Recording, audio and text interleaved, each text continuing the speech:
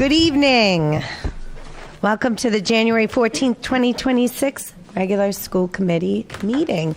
This meeting will be broadcast live and recorded by Foxboro Cable Access. We're going to kick off our meeting with the Pledge of Allegiance.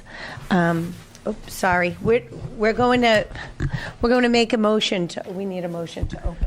Oh, okay. I make a motion to open the January 14th, 2026 school committee for the town of Foxborough. Second. All in favor? Great. That's 500. Thank you very much. I just want to welcome the 8th grade students, Lucy, Sienna, Davida, Ella, and Isarella. They're going to lead us in the Pledge of Allegiance. Thank you. I pledge allegiance to the flag of the United States of America and to the republic for which it stands, one nation, under God, indivisible, with liberty and justice for all. Thank you very much. Okay, we're going to start off with open public comment. Sorry. I didn't see any. If anyone's here and would like to make a comment, they're certainly welcome to step up. Okay. Seeing no one coming forward, we're going to do the approval of minutes. We have a few sets of minutes in here. First one would be the regular meeting of October 22nd, 2025. I make a motion to approve the school committee meeting minutes of October 22nd, 2025. Second. Any further questions, comments, or discussion? All right, all in favor? And that's 500. Thank you very much. The next one we have here is November 19th, regular meeting, 2025. I make a motion to approve the Foxborough School Committee meeting minutes of November 19th, 2025. Second. Any further questions, comments, or discussion? All right, all in favor? Thank you. That's 500 as well. And then we have a budget subcommittee meeting minutes from December 1st, 2025. I make a motion to approve the budget subcommittee meeting minutes of December 1st, 2025. Second. All right, any further questions, comments, or discussion? We have to change under Michelle's name where it says policy to budget. Okay, great. Thank you very much for that edit. So we're going to change policy to budget subcommittee to reflect the meeting. Any further questions, comments, or discussion? All in favor? And that's also 500. Thank you very much. We're going to move right along. We've got our wonderful 8th graders here for teaching and learning highlights. National Grid, Project Lead the Way, Students Solve. Come on up. Just a quick reminder to just speak in the microphone so they can hear you at home, and you can use that if you'd like.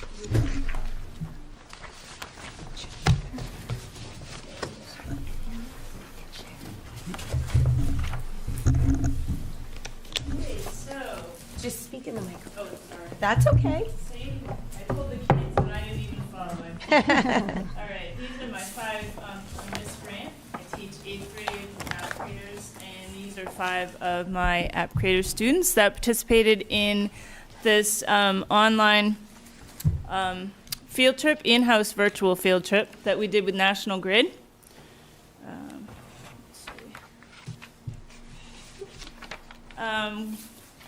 We're here to highlight the real world problem solving experience that we did. Oops. Something and more little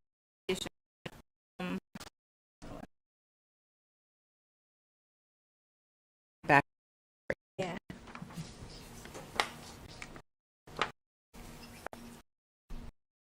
Do you want to have the students introduce themselves while they... Yeah, let's do that. So, let's start with Sienna. I'm Sienna. I'm Davida. I'm Ella. I'm Lucy. I'm Isarella.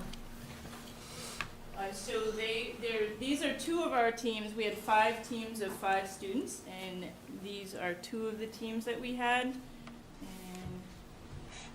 let's see, Point it towards the back. That's right. Am I hitting the right button here?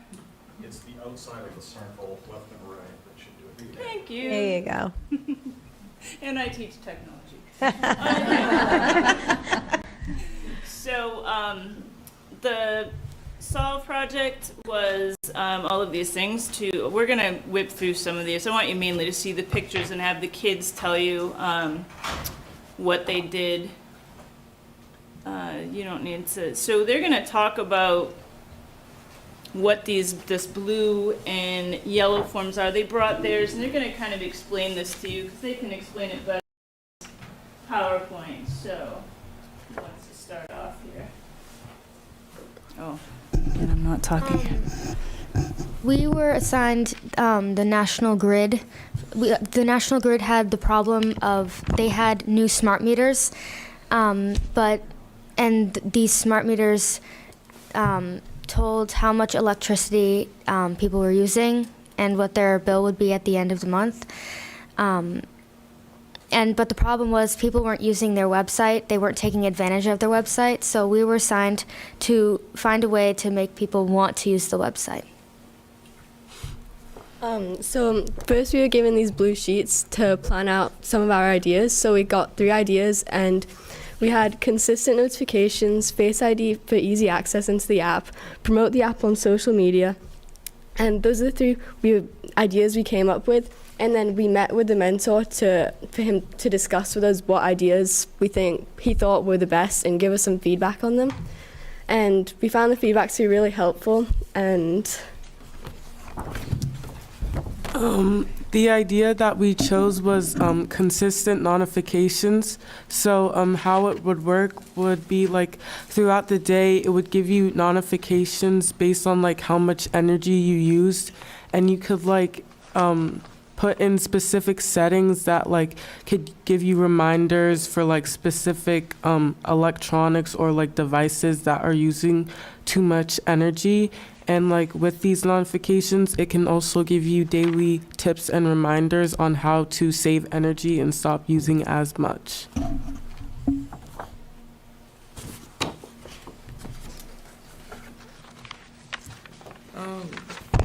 Put the microphone over. It'll be easier.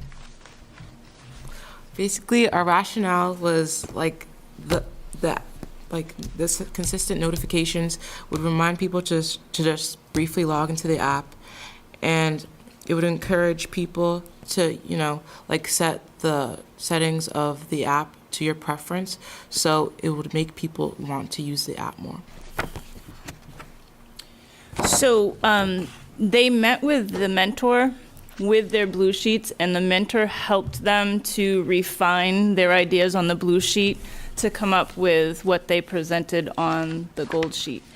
And then all of the teams, we submitted them all, and then they chose the winning team.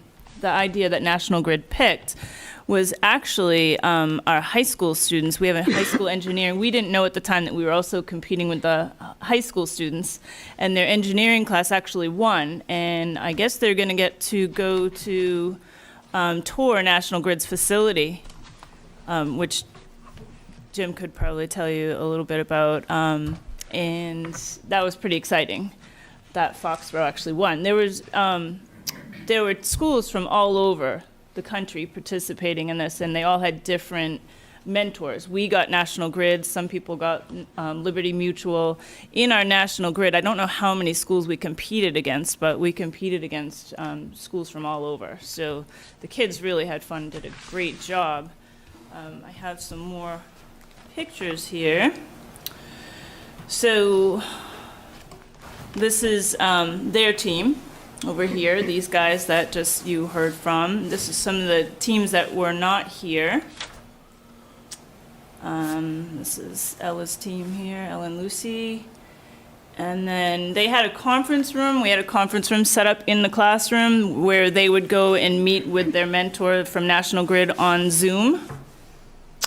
And here's Team 1 that were not able to be here tonight. And this was Team 2. I love the name.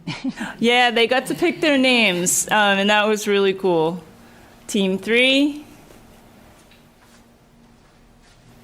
And Team 4 again. Gummy bears. So this was when they were meeting. It was really hard for them to hear, so you could see them crowded over the computer. Oh, and this is Team 5. And so that's a little bit the pictures of all the other kids. They got a little reward, they had an opener where they had to draw squiggly lines and then pass it to the next person. Remember that, you guys? Yeah. And then what did you have to do with the squiggly lines? Remember that? We had to turn them into birds. Yeah, they had to turn it into birds, so it was teamwork where they had to pass it along. And then what did they give you guys at the end for your little reward at the end of the day? They gave us these little Lego birds that we could make, except they're very tiny and some of the pieces got lost. They each got a different bird and put them together, and it was funny because I didn't know what these Lego things were until the end of the presentation, and you wouldn't believe how these kids were all excited about these little Lego birds, huh? They were all trying to pick them all about. So did you guys want to add anything else about the process that we did, or what you liked, or what you thought about it? I'm sure they want to hear what you guys... I always ask what your favorite part was. So could each of you share what your favorite part of the project was? Because it seems like it was really involved. I think my favorite part of the project was probably like the openers where we would like the birds, and we were creating our team names. I just think those parts were like really funny and interesting to see people's ideas. I like the part where we met with the mentor from National Grid because they gave us advice on which idea to pick. Like, our idea was to give daily notifications or create a priority table or make an app that has incentives for when people look on it, and they helped us narrow it down. Nice. My favorite part was working together to come together to find an idea that would work for our team. Nice. Like our final idea, the mentor liked 2 of our ideas, so we combined it to give daily notifications on how high our energy bill is, ways to solve it, and how much money you'll save by solving it, and the incentive idea. My favorite part was like working with my friends to like help solve a problem, and like just building a project that like not everybody had the opportunity to do, so it felt like really special to actually do it. Yeah, my favorite part was working with my friends too, and I really liked the openers with the drawings, and we also got pizza afterwards, so that was fun. That's always good. It took 5 people to mention the pizza. Say, besides pizza, but yeah, they did a good. They got the birds, they got the pizza. All right, does anybody have any questions for this wonderful group? What you all were you all the fluffy flowers or the gummy bears? We were the gummy bears. Okay. What team were you on? I'm pretty sure our team name was Tall People Plus Sienna. That's great. I didn't see that. That must have been the really small writing. They wrote really small, yeah. That's great. That's great. Well, good job on the names. So, anyone have any questions? I was fortunate enough to visit the high school while they were doing this, and I can say I loved it, and the enthusiasm and the collaboration was amazing, and I'm sure it was just as exciting at the 8th grade. I didn't know you guys were doing that either, so it was funny. I didn't see that, and I am so proud that at Foxborough won, and I loved your ideas. I think they're great ideas. I'm so glad that you guys were able to do this. Did you love doing this? It was kind of an out of the classroom experience. Yeah, it was very fun. It was great. I like to see more of these type of hands-on experiences. Yeah. Thank you for coming and talking about it. You guys did a great job. I think the high school, did you have names you wanted to tell us who participated in yours? And did you know what their idea was? I do. Can I just Yeah, please. Here, I'll slide up next to you guys.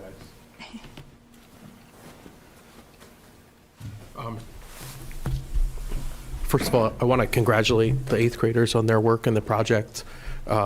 This was a really wonderful opportunity, and we did have 4 students at the high school who ended up winning for the state, which is incredible. Mitchell Pisecki, Padromos Farsakidis, Elliot Link, and Trevor Palmer.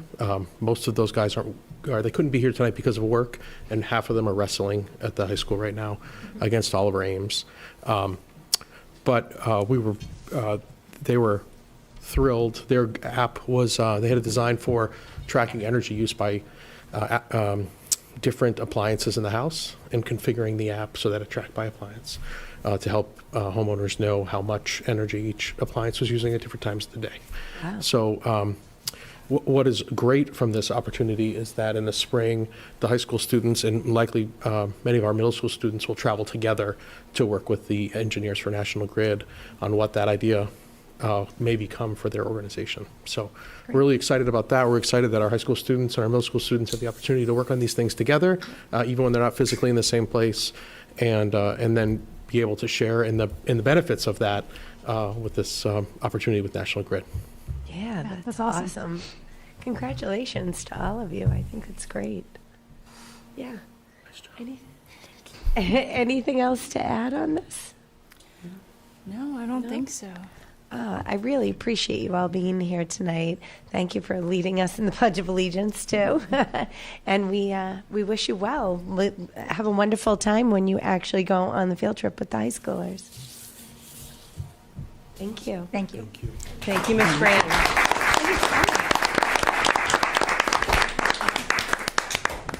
Do you have the clicker? I think they're going to need it.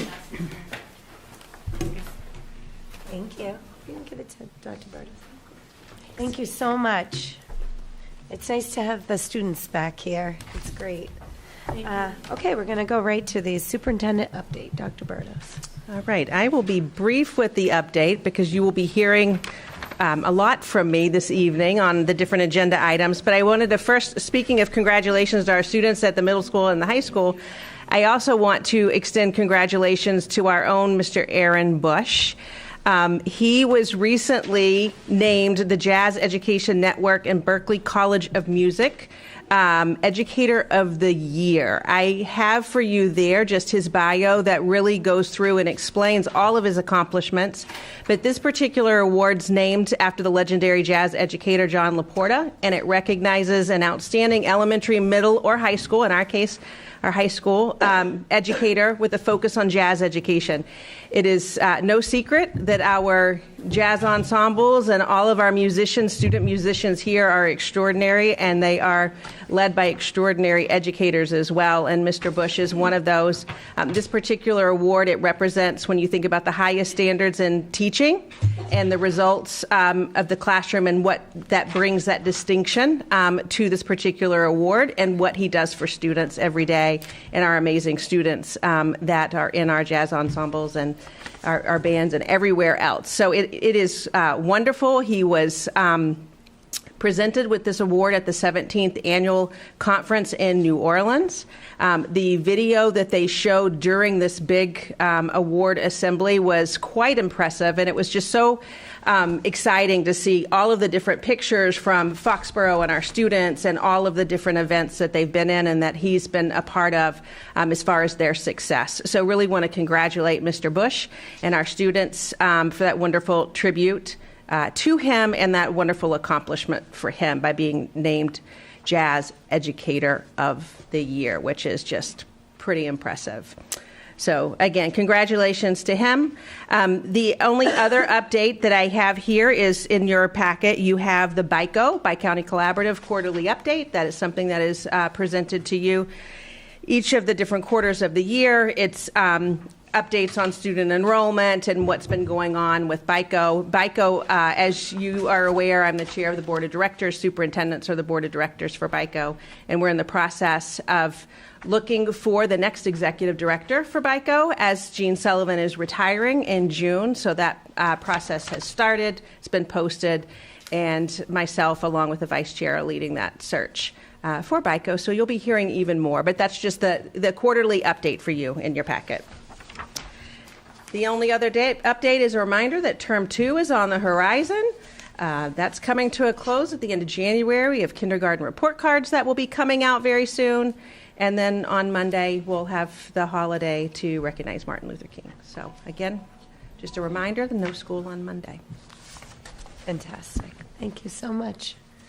All right, we're going to move right along. Unfortunately, Yasmin and Stevie were not able to be here, so we will not have the student representative report for this evening.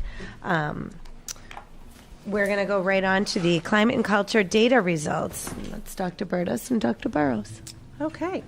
So we do have a PowerPoint of all of the slides. You have close to 100 slides in your packet. We are certainly not going to go through all of those. We promise. Yes, and we actually limited them. They were about 155 prior to that, which just lets you know the amount of data that comes back to us. So K-12 Insight is who has administered this survey for us over the last 13 years. They've changed ownership, if you will. It's Sogolytics now is why you see a different branding there. But this is the culture and climate survey that we typically administer in the spring, in May and June. It's administered to all of our faculty and educational assistants and staff across the district, as well as to our parents and guardians and our students in 5th grade through 12th grade. As you might recall, that we did not administer this back in May or June of last school year, and the reason for that was because we administered a survey that was similar in some of the content as far as the plan for success, our strategic planning process. And so we opted not to have both of those surveys and have survey fatigue, and instead administer it this fall. And we actually found that we liked the administration of it in the fall better. And there's a number of reasons for that. And part of it, and the big part of it, honestly, is that we're able to take that data and do something with it during the course of this school year instead of it being from last school year. Now, some of the data points that we'll go over, we definitely think that there is an impact on those data points by administering it in the fall. We also are not going to spend as much time going through this survey as we have in the past because we have the plan for success and there are some overlaps with that. So if you'll bear with us as we kind of flip through some slides, but we wanted to hit the highlights across the school because this year 92% of our parents and guardians, 93% of our faculty, and 80% of our staffs, they continue to rate the Foxborough Public Schools excellent or good. So high ratings, we've continued to see those high marks, and that really, those high marks highlight the shared confidence in our school's direction and that in the learning environment it provides with all of our faculty and staff and what they do for students every day.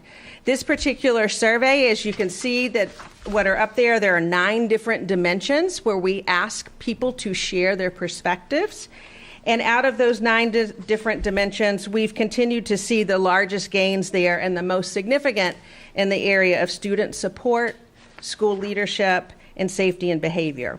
Throughout all of the data points within the data, you will have something that is considered statistically significant if we have 5 points or greater of a swing, if you will, from one year to the next. But again, it's perception survey data, and it's based on who voluntarily takes the survey. So that's important to keep in mind. The data is very important to our schools. It's why we take the time and administer it and take a lot of time as far as analyzing and digging into it, much more than what we would obviously do in an evening like this, because it helps us to support the goals that we already have, to look at how we're doing as one piece of data, and then all of the schools receive school-level data so they can then compare it to the district trends that we see within this. As far as the participation, we had slightly less in the fall as compared to what we had at the last administration. That was 131 participants less, and that was mostly in students. So when we think about the students in grades 5 through 12 taking the survey. The time frame, again, was this fall. And by having it in the fall, some of the questions that are asked, if, for instance, you are a first-time parent in Foxborough, say of a kindergartner, you're not going to have had as much experience when answering this survey as you would if we administered it at May or June. But the data itself, and looking at even the verbatim comments that we have from the open response, we go through every single comment and every single data point. So parents and guardians, as far as kind of some overall picture trends, if you will, they continue to have high marks for the schools. They're feeling increasingly insured about school safety and how students treat one another. 77% of the students treat teachers and staff with respect. That's up 6 points from the last administration. And we're up 7 points with students treating each other with respect as well. Parents continue to have positive and have expressed interest in more consistent communication are some of the highlights that we see here. And then also, as we look through communication, whether it's a matter of teacher communication with grades, with behavior, some of those different data points, we've looked at that. It's all favorable data, but at the time of year, it's interesting to see how some of those things have looked a little bit different from the past. So this particular slide here, it is just showing in a snapshot from a parent-guardian perspective the highest and lowest indicators for the overall survey. So we see in this that the highest ranking indicators, there's one there that is new to this as compared to last year. I'm kept informed about activities like student performances, parent workshops, and other events. The other ones that you see there are all new into this higher category here. So it is exciting to see the high level of assurance from parents in these particular areas, that their students are aware of the safety procedures in school. We saw that across the board when we look at the other areas with faculty and staff as well as students. On that particular note, the time of year is something that we attribute that to, being that in the fall we have all of our evacuation drills. But we did have a concerted effort and had some changes in communication this fall, from having our standard response protocol being highlighted in student assemblies, having a video that was on the website, and so really a lot more communication. So we see that playing out here in the data across parents and guardians, faculty and staff, and with students as well. So each of these slides that you have within your packet have the 3-year comparison, and again, really high marks across the area and the perception of parents. School leadership is one of the highlights that I wanted to stop on as well. When it asked parents and guardians about their interactions with school leadership, whether they were available, they were listening to concerns, you see high marks here. So we continue to have high praise for our principals, our assistant principals. They do spend a lot of time supporting our families as well as our students and faculty and staff. And you can see that reflected in those results. When we read through the open-ended comments, and that is well reflected within that too. So just really wanted to acknowledge the hard work of our school principals and assistant principals and all the work that they do to support our students and our families. There's a lot of communication back and forth with them. As far as the family engagement piece here, when we look at the difference, again, it's if there's a swing of a 5-point difference there, we look at that particular information. So you see some declines there as far as being kept informed of student grades. When you look at the verbatim reports, what some of the comments that play into that is the digital platform nature of that. And so if they're unfamiliar with the digital platform, being able to remember to go in and look at that. So that's an example of if we see a decline of more than 5 points, well, let's look and see if there's any other anecdotal information that we can get insight from there.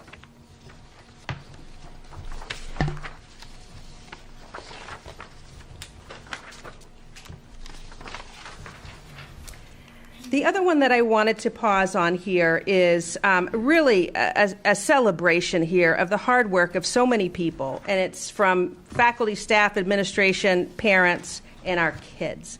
And that is the transition from elementary to middle school, as well as the transition from middle school to high school. That is showing the reflection of a lot of work by not just when we think about and what we've talked about here at Link Crew, the orientation at the high school, and Web, where everybody belongs, at the middle school. So if you take the example of our fourth graders transitioning to the middle school, we've had verbatim reports, again, those anecdotal comments, so many positive comments of our fourth graders transitioning to the fifth grade. And we see that played out in this data as well.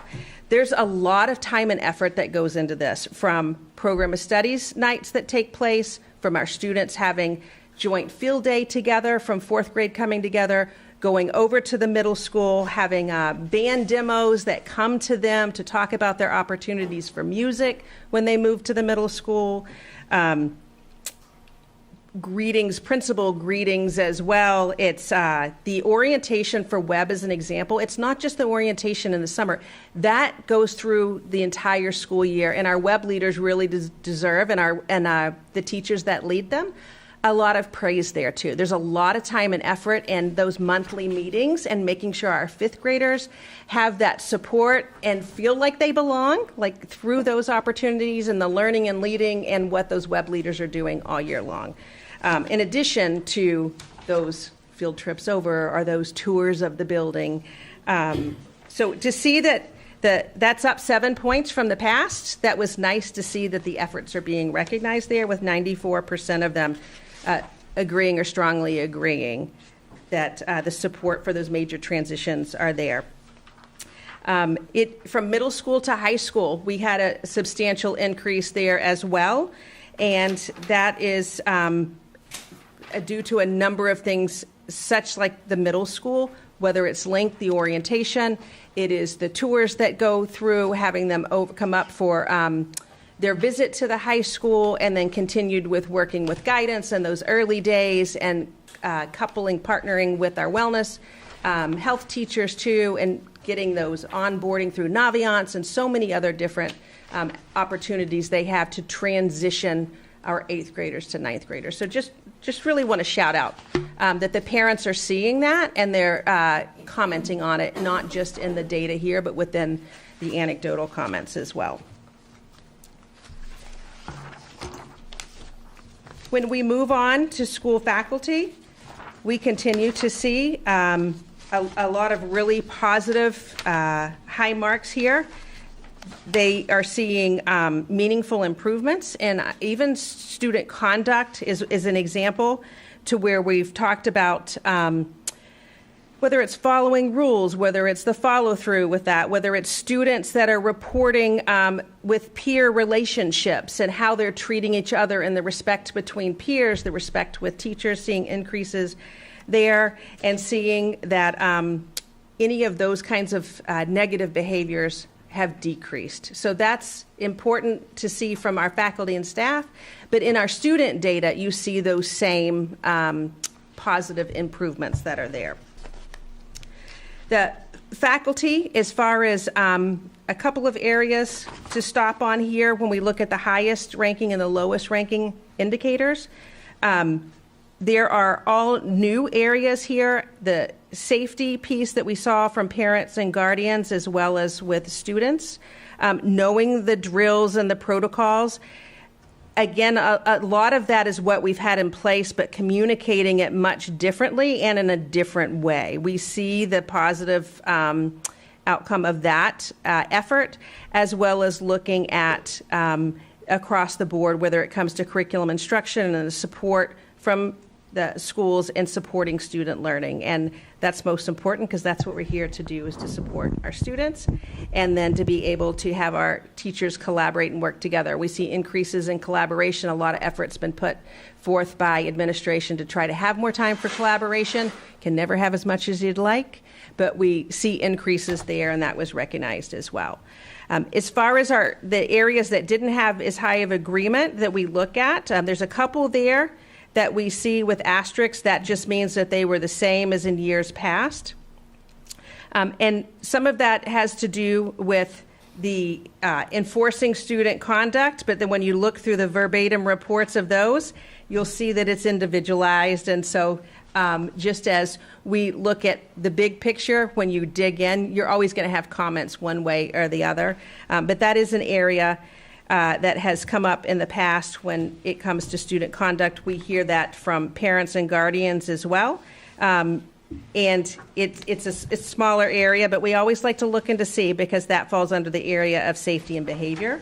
And then during the school day, vaping's not a problem. That has been something you've seen at this table that continues every year. It's something that, our health classes really work on educating our students in those areas.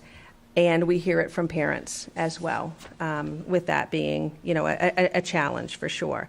So the professional development piece, I'm going to pause for a moment and let Dr. Burrows, because I know she had a couple of comments that she wanted to add when it comes to professional development. Sure. I would just say that the professional development feedback there, it's really nuanced. When you drill down, and we do this often, when we look at the data, we look at it by level. And when you take a look at that professional development and you parse out between our teachers and our education assistants, there is a significant difference between the two. And then also when you parse out between elementary, middle school, and high school, there is a significant difference between the two. A lot of that has to do with, I should say in some cases, that has to do with the method of delivery for professional development. In some cases, we might only be able to get a PD provider in a virtual online format, and it's not as popular to have professional development in that virtual online format. So not as favorable as a professional development opportunity. So we do try to avoid booking PD providers in that format, but of course, and we get that feedback as well as we survey staff throughout the year as well. So we're aware of it. And then the other data point there, when we look at supports available to help me incorporate my computers and other technology into instruction, there's a couple of factors there when we've teased that particular decline. As you are aware, we had a digital learning coach at the elementary level, and that was going to be repurposed into a science, technology, engineering, math teacher. And we were not able to do that with the budget for this year. So elementary felt that loss from not having a digital learning coach. And then the other piece too, when we look and divide out between our teachers versus our educational assistants, then we see a difference there too when it comes to technology and instruction. And that honestly, we would see that in many other places when it came to communication. Like for instance, I communicate about child's progress. If we saw decline, we would dig into that a little bit further, and there's a difference between teachers answering that question and educational assistants answering that question, because that's not their role or responsibility in those cases. So that's led us to look at how do we change the survey in a way that we can better articulate what's being said, because it's getting skewed between teachers and educational assistants in a number of different areas, and that being two of them in those particular data points.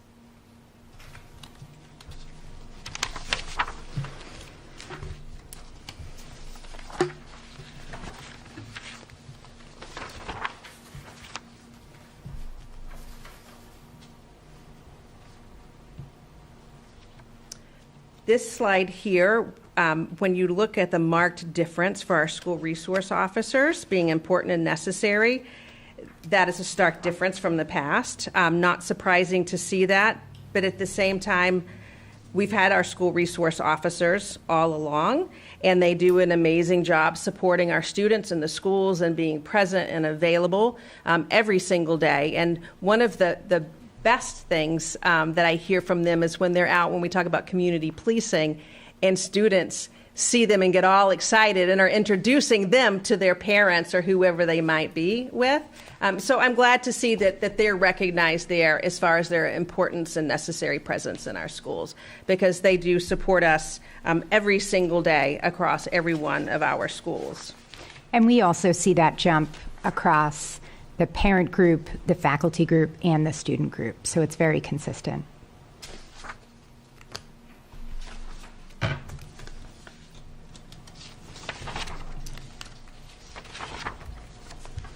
I'm moving through any too quickly and did not stop, please tell me.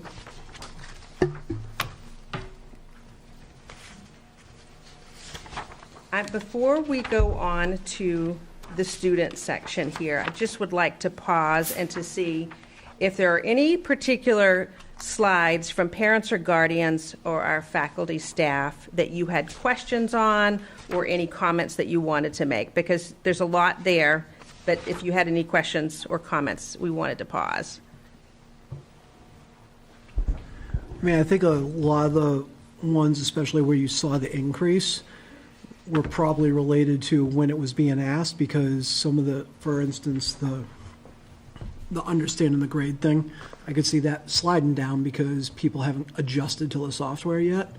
And conversely, the safety stuff, because they had just taken their safety thing, or when they did the transition, they had just done the transition, so they sort of, everything was still fresh, whereas if you're asking in the spring, there's a good possibility that someone doesn't remember some of the steps that were taken for transition when it was almost a year ago, something along those lines. So all those different layers are probably impacted by the time when the survey was administered this time.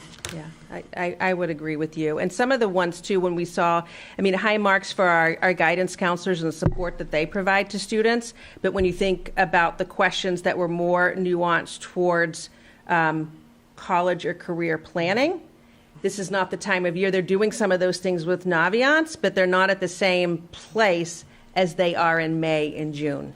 So you see the opposite. I saw that while I was going through Yes, it, too, there yeah. as well.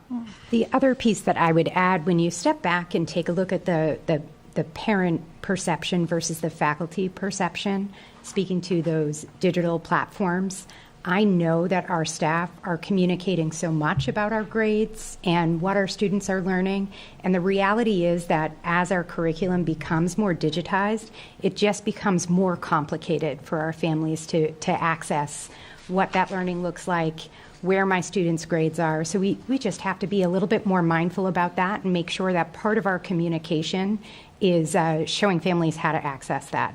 And I know that's something that we are incorporating into our open houses. We've added some additional information, how to access PowerSchool, how to navigate the PowerSchool app on our website. So it is something that is on our radar, but that's what I see as a bit of a common theme when you look at the parents versus the faculty in those types of questions. Move on a little bit to kind of student highlights. So our students here, we can see that we have nice gains here as well. When we tease out some of their comments, it was nice to see them where they commented to many of them to the shared appreciation for kindness, inclusivity, and that's really important to us, because when we think about being good humans, we want people to be kind and to be inclusive and friendships, and to see that noted within their comments where they specifically wrote those comments out as well, that was something that's really encouraging for us. And many of them also expressed, having really wonderful teachers, which we love to see that, and the kindness from their teachers and the support, and that they love school, and to see that written out in comments as well. That general atmosphere of friendliness that was there when it comes to their academics and content. They talked about that it's, some classes are more engaging than the others, some are harder than others, some are more confusing depending on whether you had opposite with math and science in particular with some of the comments that came out. And they talked about the challenge of some of the courses. As far as challenge as well, we saw that across the three areas, from parents as well as our faculty, staff, and students, that meeting rigor and the challenge, even some of them going back and still talking about being post-COVID and some of the challenges that come along with being 5 years later, but whether it's academic rigor, whether it's perseverance and resiliency, we saw that threaded throughout as far as looking for the rigor on the challenging side, but then also on the other side and supporting all students where they are. The highest and lowest indicators here from a student's perception, to be able to do well in the next grade level, that they've been prepared, to show that they feel safe at school, that they feel that their in-class tests and quizzes at school are fair. Those are some new areas. When we look at the area of they're not as strong of agreement, when we look at the lessons relating to outside of school and how they relate to life, I think we saw a good example tonight when we think about the National Grid example and having that real life connection. We strive to do that as much as we can. Some subject matters are easier than others to be able to do that. But at the same time, you'll notice that each of those have the asterisk. Those are those same recurring themes that we've had in the past as far as the lowest levels of agreement. But it's important to note that we have really high marks overall. This is just looking at the level of agreement and then looking at both ends of the spectrum there. We had a lot of increases when it came to improvements noting perception of behaviors that are addressed, that threatening behavior is rare, that staff respond if there's any reports of bullying, and that the feelings of personal safety are continuing to increase, as well as those that ride the bus reporting that it's improved and that 81% said that their bus runs on time. So that's, congratulations to our transportation department who works really, really hard to do that, particularly when you have challenges like we've had recently with storms and trees down and rerouting. They work really hard to be responsive to parents and then to keep the buses running on time as well.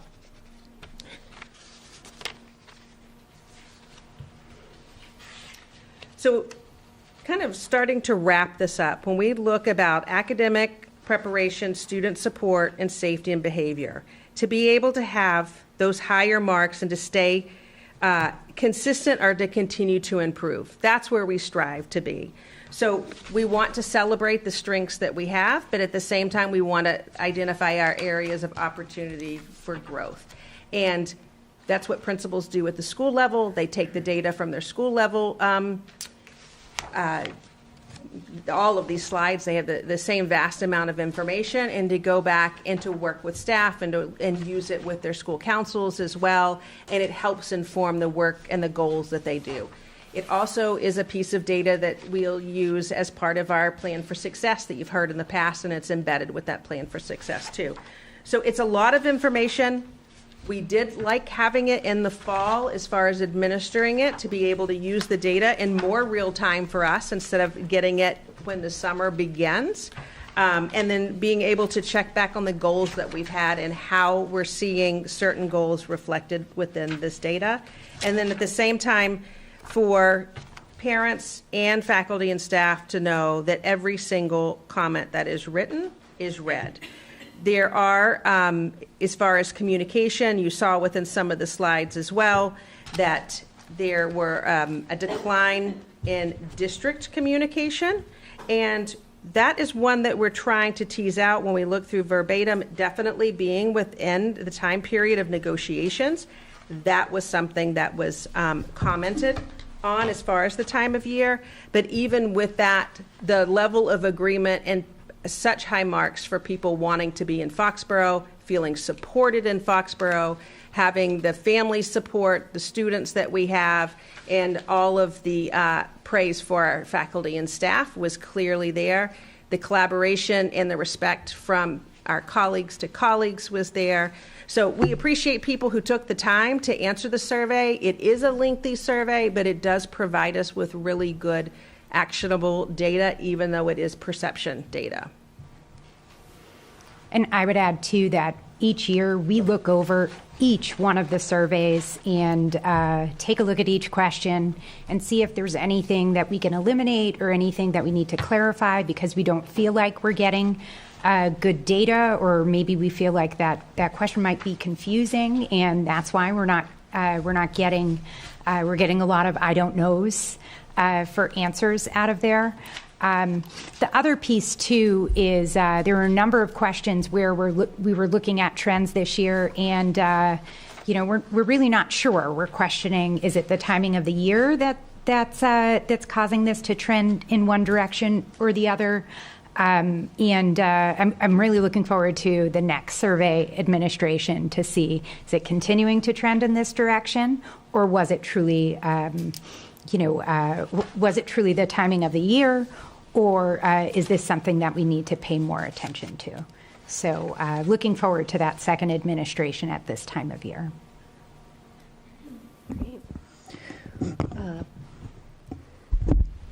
Can we comment? Any other I just really wanted to say well done to both of you. The amount of data is overwhelming. We do a lot of talking about data here, but the fact that you get so granular and read every comment and read every word, just my takeaway personally is don't delete. Don't delete that email. Fill out the survey. Give us your comments. Give us your feedback, because it's important, and you clearly listen and take it to heart and create plans and steps and actions to mitigate the data where it lies. So thank you very much. Anyone else? Questions, comments? Sure. So my question is about the lowest indicators. Are they going to be referenced in the plan for success? Because I know 70% of them are reoccurring from last year. So is there going to be some sort of mention or some sort of plan to kind of try to change some of that? So what you'll see in the plan for success is hearkening back to this being one of the data sources. As far as specific goals, it's going to be more specific to a school in some cases. In some cases, it's going to be district-wide. So as an example, one of them might be on communication. One of the focus areas within the plan for success talks about the school website as an example, looking at redesigning that in the future, and what are other communication platforms to be able to communicate maybe in a different way. So there it is within there, and it's different places within the plan, but then it also goes into school improvement plans in different ways too. But again, it's just one piece of data out of the many that we collect, and it is perception data, but we do use it for that reason as well, for that purpose, I should say. About the phrasing of the questions and whatnot, like a perfect example was that question about, have you had to speak to an administrator this year?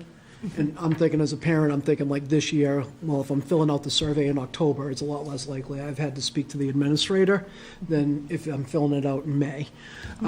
So it might be just sort of clarifying for the last 12 months or anything else like that. The other part is do a lot of stuff like this in the professional side of things too, where it is about perception, but also there's a thing with perception, especially when you're looking at a gap between how the faculty perceives something versus how the students are perceiving something, especially when it comes to how the students feel about things. Maybe the faculty feels like they are going above and beyond with the support, and then the students aren't feeling the support for something.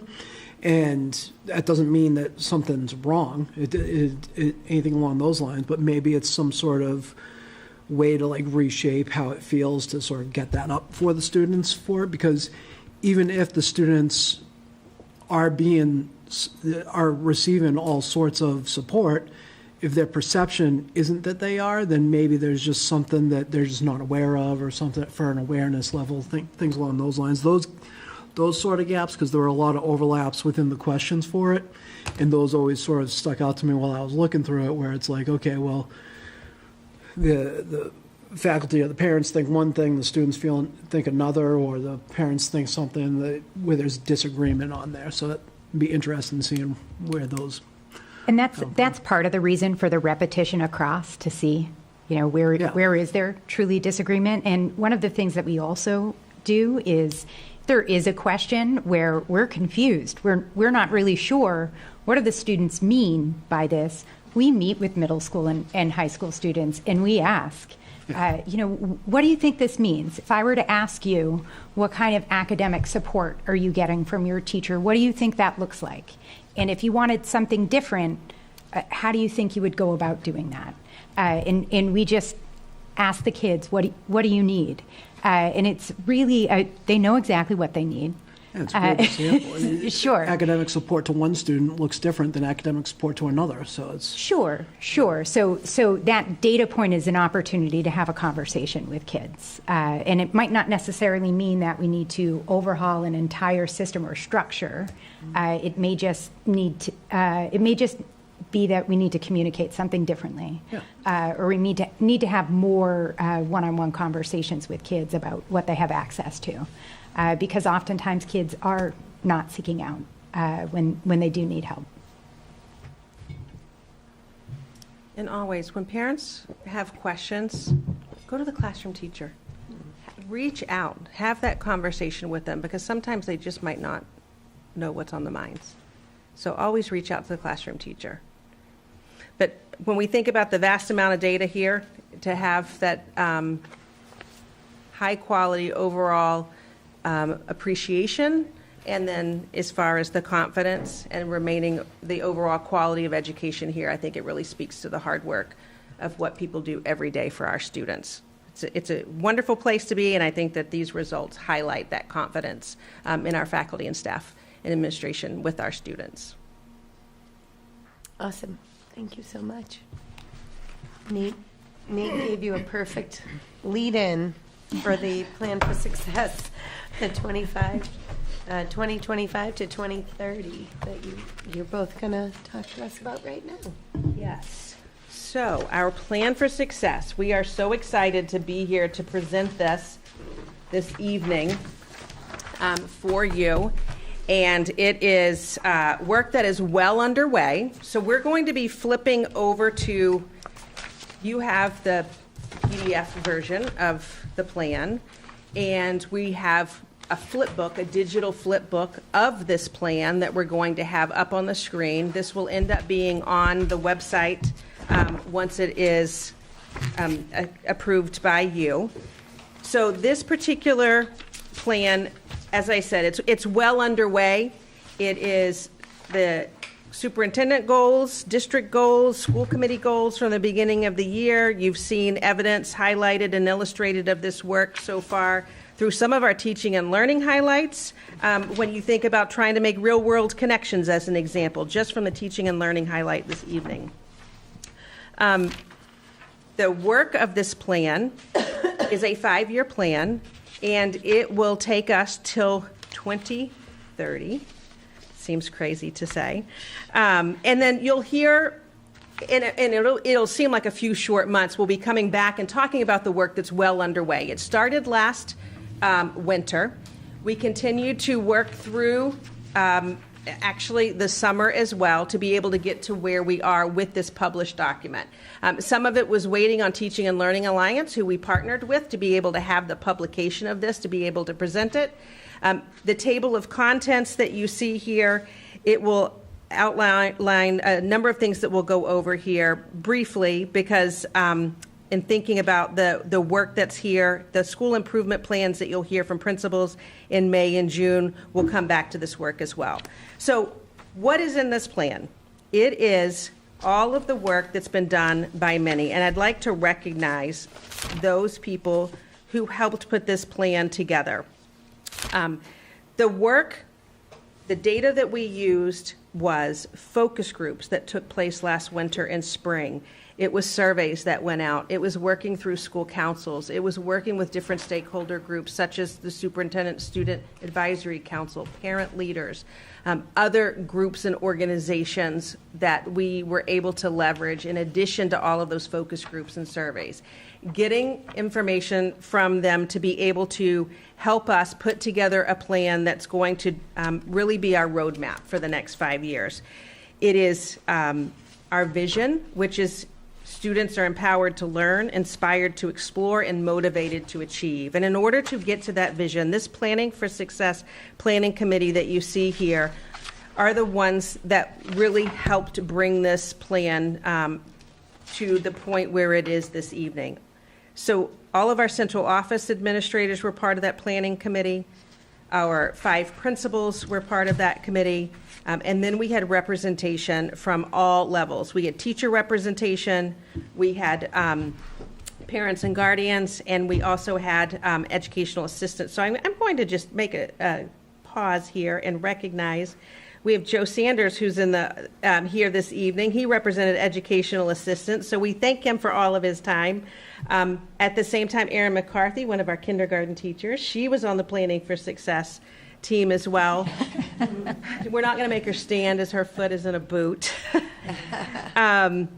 All of the teachers that were part of this, I do need to take a time and recognize who they were, because they took time out of their class to come together for hours upon hours, and then hours outside of the school time to be able to bring this home, if you will. So Kristen Dorico, Department Head Social Studies at the high school, Shannon Wazalewski, the English Department Head and teacher, Matt Struble, our Special Education Department Head. As far as teachers, Laura Hutchins, Amber McGrath, Allison Warren, our counselor. At the middle school, our teachers, Stephanie O'Keefe, Jennifer Bethel, Lee Ricci. And then our elementary representation for across the 3 elementary schools, we had Jackie Godbout, Caitlin Kerrigan, Wendy Smith, Erin, as I mentioned, Erin Goodrich, and then our parents and community members. We were so fortunate to have 6 parents that joined this planning team as well. Cal Ashara, Monique Ellison, Danielle McGeary, Michael Rogovan, Lee Ansgara, and Christy Yankee. So being able not to just to have perspective during those focus groups, to be in the work with us and to give up their time, we're really appreciative to have the parent voice there. Some of them are also on school councils, so they kind of did double effort. So the plan would not have been able to be as comprehensive as it is without all of those voices.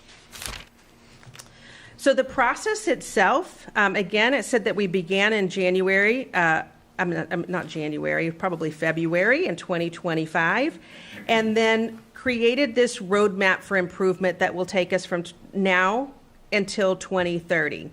It really is a set of actions for us as a school system that we're pursuing through objective strategic initiatives in order to do the work that is before us with our students, to continue to strive for excellence and look for areas of improvement. In phase 1 of this, that's when we collected all of that data from what I mentioned, from the focus group surveys and all of those different groups. In phase 2, that planning committee took that information, analyzed the data. We took data sources from whether it's academic achievement, from social emotional learning, like all different pieces of data, and brought that together to help inform this work and for us to be able to establish what our strategic objectives and focus areas, along with the key actions to get the work done through that second phase. And then the final phase is bringing that information together and developing the rest of the contents of this plan and what it looks like. It begins with our mission, and our mission here is who we are and why we exist, and what we need to do, and who benefits, and and what the results are of the work that we're going to do, which is to create a welcoming school environment where every student will learn, grow, and thrive. It's simple, and it's meant to be simple, because that is why we are here. As far as our vision, it is looking to see it's our aspirations. It's what we aspire to achieve, and that is for our students to be empowered to learn, inspired to explore, and motivated to achieve. And that is on the beliefs of our core values that you see here. And this might be familiar to you when you think back to our vision of a graduate. And it was really leveraging all of the work from the vision of a graduate that really comes home to what those values are. And that is for our students to think critically, make an impact, to communicate responsibly, and discover their potential. So when we think of our mission, our vision, and our core values, all of the reasons we exist and what we aspire to be able to do for our students, in order to do that, those key actions, it really is that theory of action. And so if we ensure student success through innovative instruction and responsive systems, we provide an inclusive whole child support, sustain access to technology and digital resources, and maintain a safe and well-resourced learning environment, then will be able to create that welcoming school environment where students will be able to learn, grow, and thrive. And in order to do all of that, with all of the data analysis, taking all of that into account, was then put into 3 focus areas. If you think back in the past, our plan for success had 4 pillars of success. We looked at our last plan for success to see how that is another data point and how that would inform this work going forward. There was a lot of conversation about these focus areas, having it down to 3. We did have 4 pretty much most of the time period through this work, and then we realized a lot of overlap. And so it came into 3 main focus areas. And those are learning and leading, supporting the whole child, and supporting safe, innovative, and inclusive schools. So we're just going to highlight in each of these focus areas, they're all driven by the strategic objective and then the initiatives and the action steps. This is a 5-year plan. So the work that we're doing this year is a piece of each of these focus areas. And then you'll hear how did we address particular areas when we report out at the end of the school year, and then it'll drive our goals for the next school year. So if we look just at this first focus area of learning and leading, Dr. Burrows is going to just highlight a couple of the areas within these objectives and initiatives. So you'll notice within this focus area that there are a number of things that we've been talking about for a number of years within our plan for success, but you'll notice that we're taking the next step with those items. So underneath learning and leading, our goal here, our overarching goal, is to ensure student success across pre-K-12 through innovative instruction and responsive systems that meet the diverse needs of all learners. We have 3 strategic objectives underneath that. That first objective that you see there, to engage in continuous improvement in instructional practices. Some of the items underneath there that might sound familiar to you. You see that vision of a graduate implementation underneath there. Another item you might notice, the science of reading. There's a little bit about literacy instruction, about reading and writing stamina. If you recall, earlier this year, we've had a number of teaching and learning highlights. We've also had our baseline and benchmarks presentation where our curriculum directors spoke a little bit about increasing reading and writing stamina. So that's something that we're going to be focusing on over the course of the next few years. Underneath the next strategic objective, that focuses really on future-ready skills and competencies, and that's where you're going to see an emphasis on building an AI literacy framework that really is going to support our students and our faculty in understanding how AI is integrated in our curriculum and instruction, and how we're also going to be supporting our students in understanding how to use AI and how that might change how learning happens for them and what those products might look like when they're demonstrating their learning in the future. You'll also notice under that future-ready strategic objective that there's a little bit there about expanding STEM opportunities, innovation pathways, expanding Project Lead the Way. Our teaching and learning highlights for the past 2 school committee meetings have actually focused on Project Lead the Way. We've been doing quite a bit of work at the high school level to expand those opportunities. We do intend on continuing to do that, and that will be our focus over the next few years. And our third strategic objective underneath this focus area is on data-informed practices. You haven't necessarily heard us speak about that yet this year, but we do have an assessment platform committee that has been meeting throughout this school year, and later this spring, that committee is going to be coming to you with recommendations for a new assessment platform that we're going to be adopting and implementing over the course of the next few years, and really focusing on that and focusing on aligning those assessment practices across K-12. So that is coming as well. In the next focus area, would you like me to go on, or did I miss anything? No, we'll just probably just stop there to see if there's any questions under that particular focus area. Some of it, I would hope that it's becoming very familiar, more nuanced with specific presentations that take place, and will continue over the course of the year before we even report out on all of these areas. Okay. And you've noticed this year, even just with our teaching and learning highlights, that we're already starting at. This is just the beginning.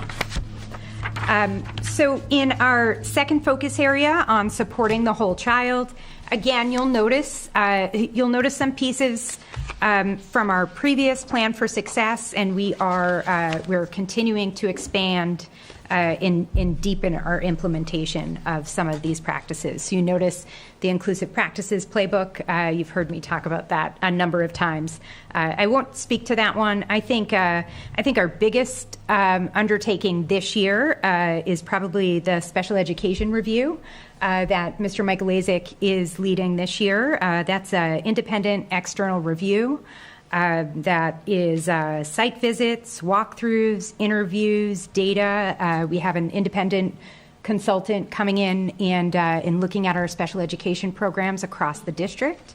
And those recommendations that are coming out of that review are going to drive a lot of the changes and a lot of the work within student services over the course of the strategic plan. So that's really our big bite underneath this pillar and this strategic objective for this school year. The second strategic objective really focuses on student support systems. We talked in our culture and climate survey about transitions and really supporting student transitions. There's also so it's not just elementary to middle and middle to high school. It's also the high school and beyond transition that is on our radar and something we really want to focus on. And it's also the pre-K to kindergarten transition as well. So there are some plans and some action items embedded in there that you'll see that focus on really strengthening that process and making sure that we're aligned with that process across the district.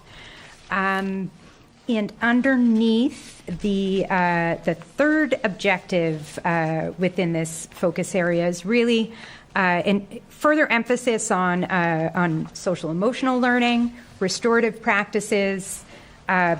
As you know, we have a peer mediation program that we've been building in the middle and high school, and we've been working on restorative practices and SEL curriculum and SEL universal screeners across K-12, and just strengthening that and realigning that curriculum and making sure that it's still working and making sure that those practices are consistent will be one of those focus areas.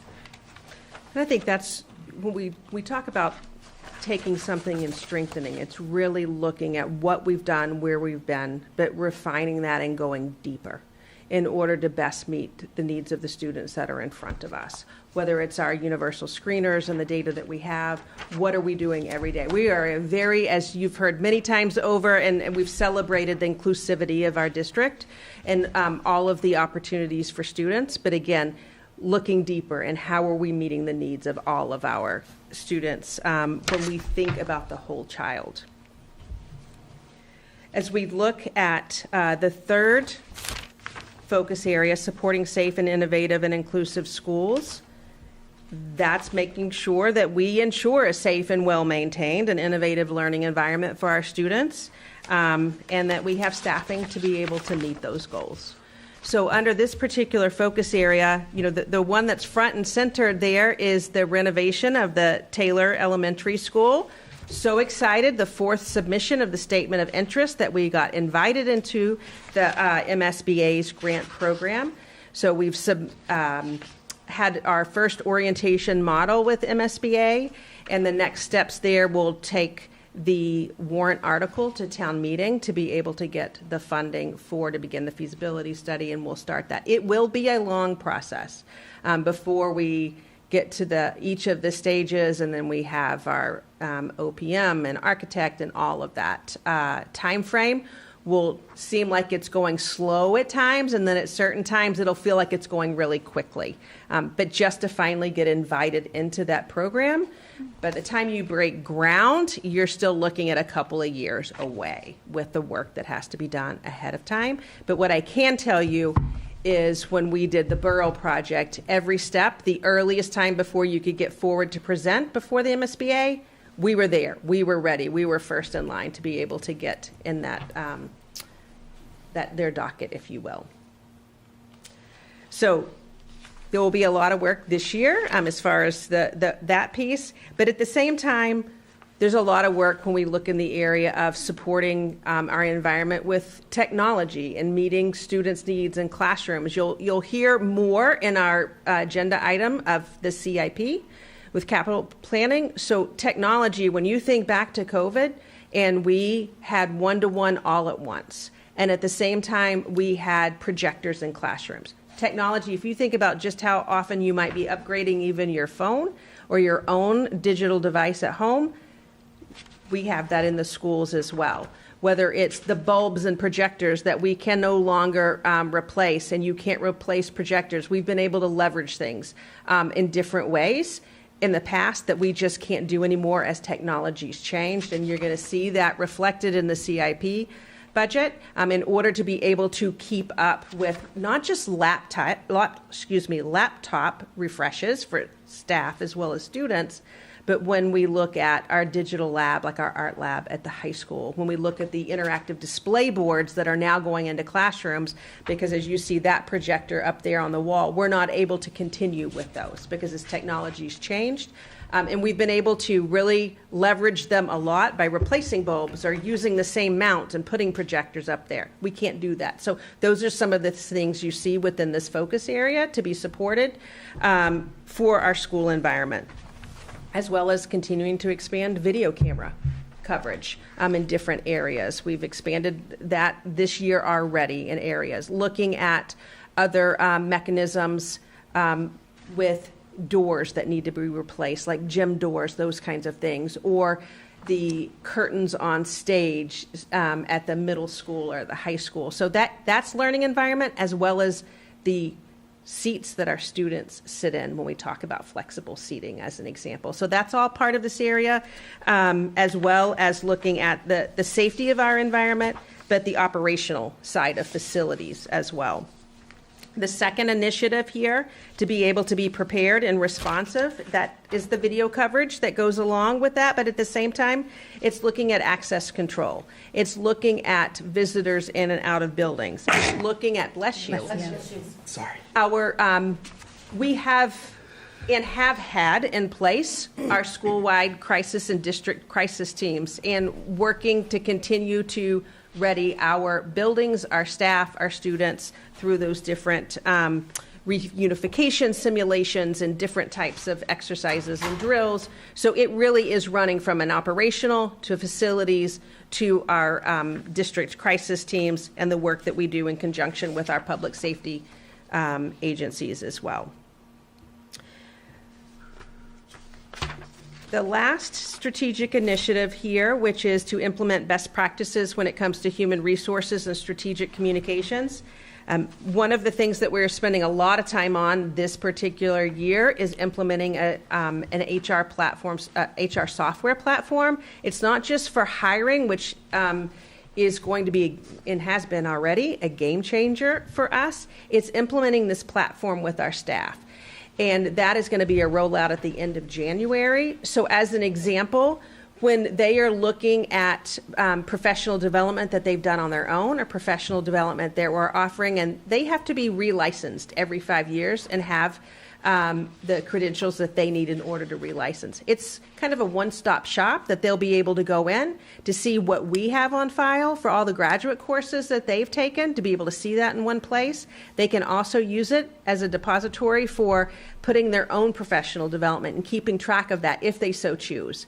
But it's going to help us have what we call an authoritative source between our different digital platforms, which is going to help with different structures from not just in HR, but with business, accounting, and all of those different backups for efficiency and productivity. So a lot of work is taking place there, and there's a lot of gratitude to go out to many people when it comes to that. I would like to just publicly say thank you to our technology department. We don't have a company that comes in and does this. It has been a huge lift for them under the direction of Aaron Heyer and all of the work he personally has put into it and some of his own technology staff too.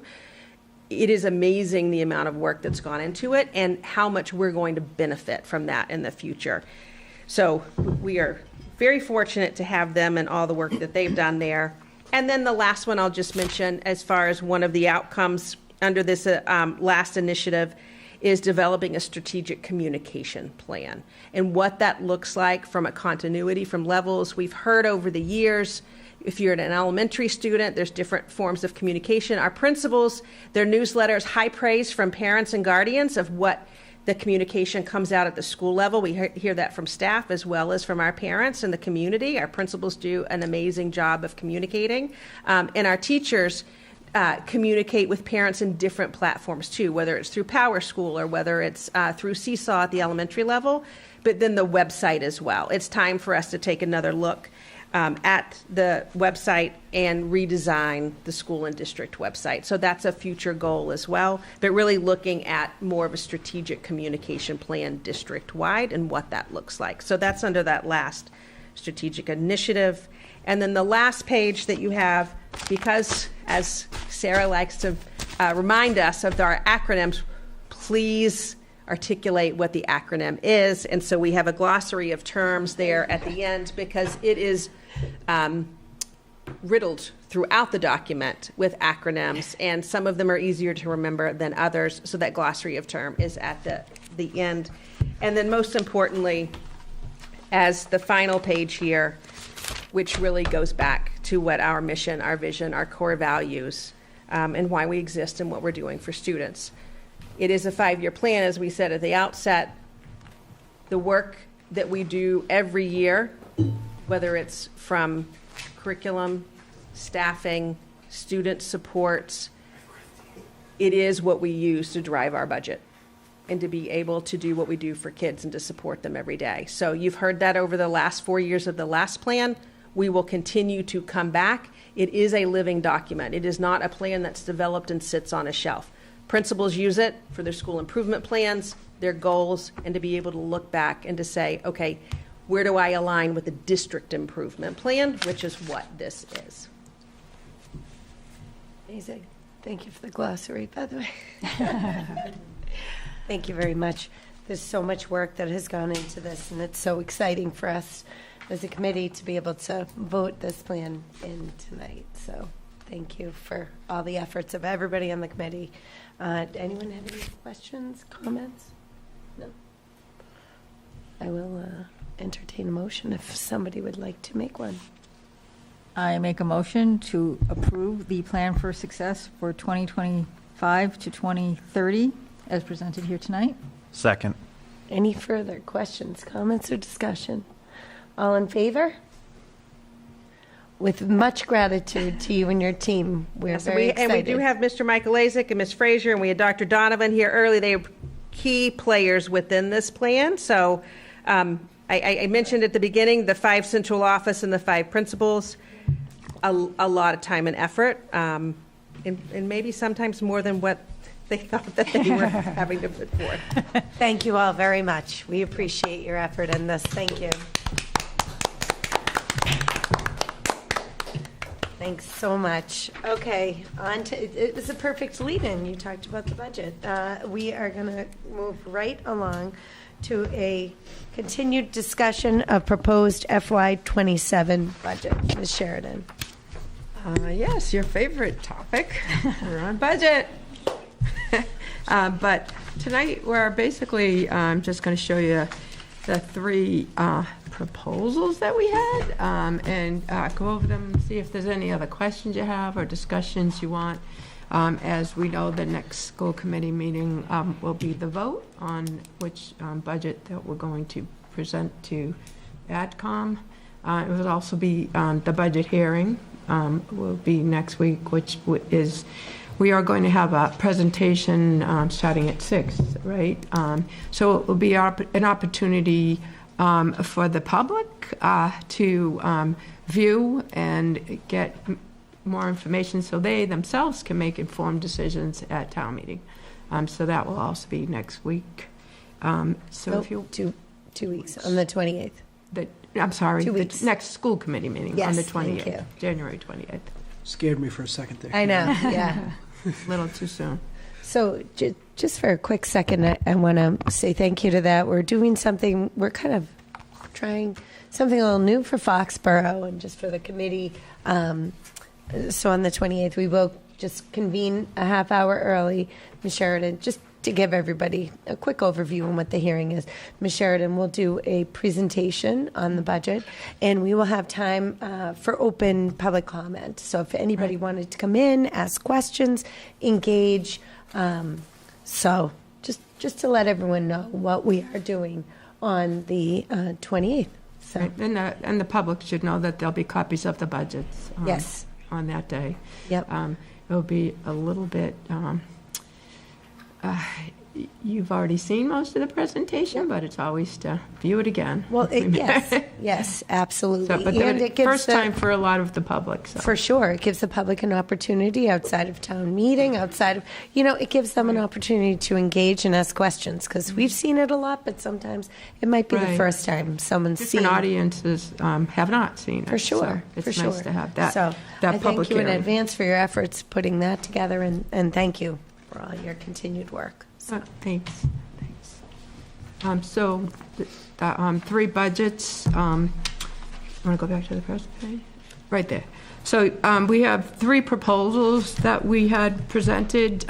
Proposal number 1 is a $44,967,943, which is a 3.22% increase. That one, as you recall, is the same full-time equivalencies as FY26. That is not what we would consider level service on that. That proposal number 1. On proposal number 2, the 45,168,056, that has an additional 1 teacher and 3.5 elementary educational assistants that we do have in place in this school year. So there would be layoffs if we do not go to proposal 2. Because there's 4.5 that we did not get in on that, the level service of the full-time equivalencies. That proposal number 3 is adding 2 additional guidance counselors. So that would be to improve academic and social emotional development for students, which is essential for the learning. So that's what proposal 3 adds, the 2 guidance counselors. And before we get to a little bit more of the discussion or questions, I just want to remind everybody of what level service budget is. So level service budget keeps the same level of teaching and learning services for students. It absorbs fixed cost increases while maintaining existing student experiences resources.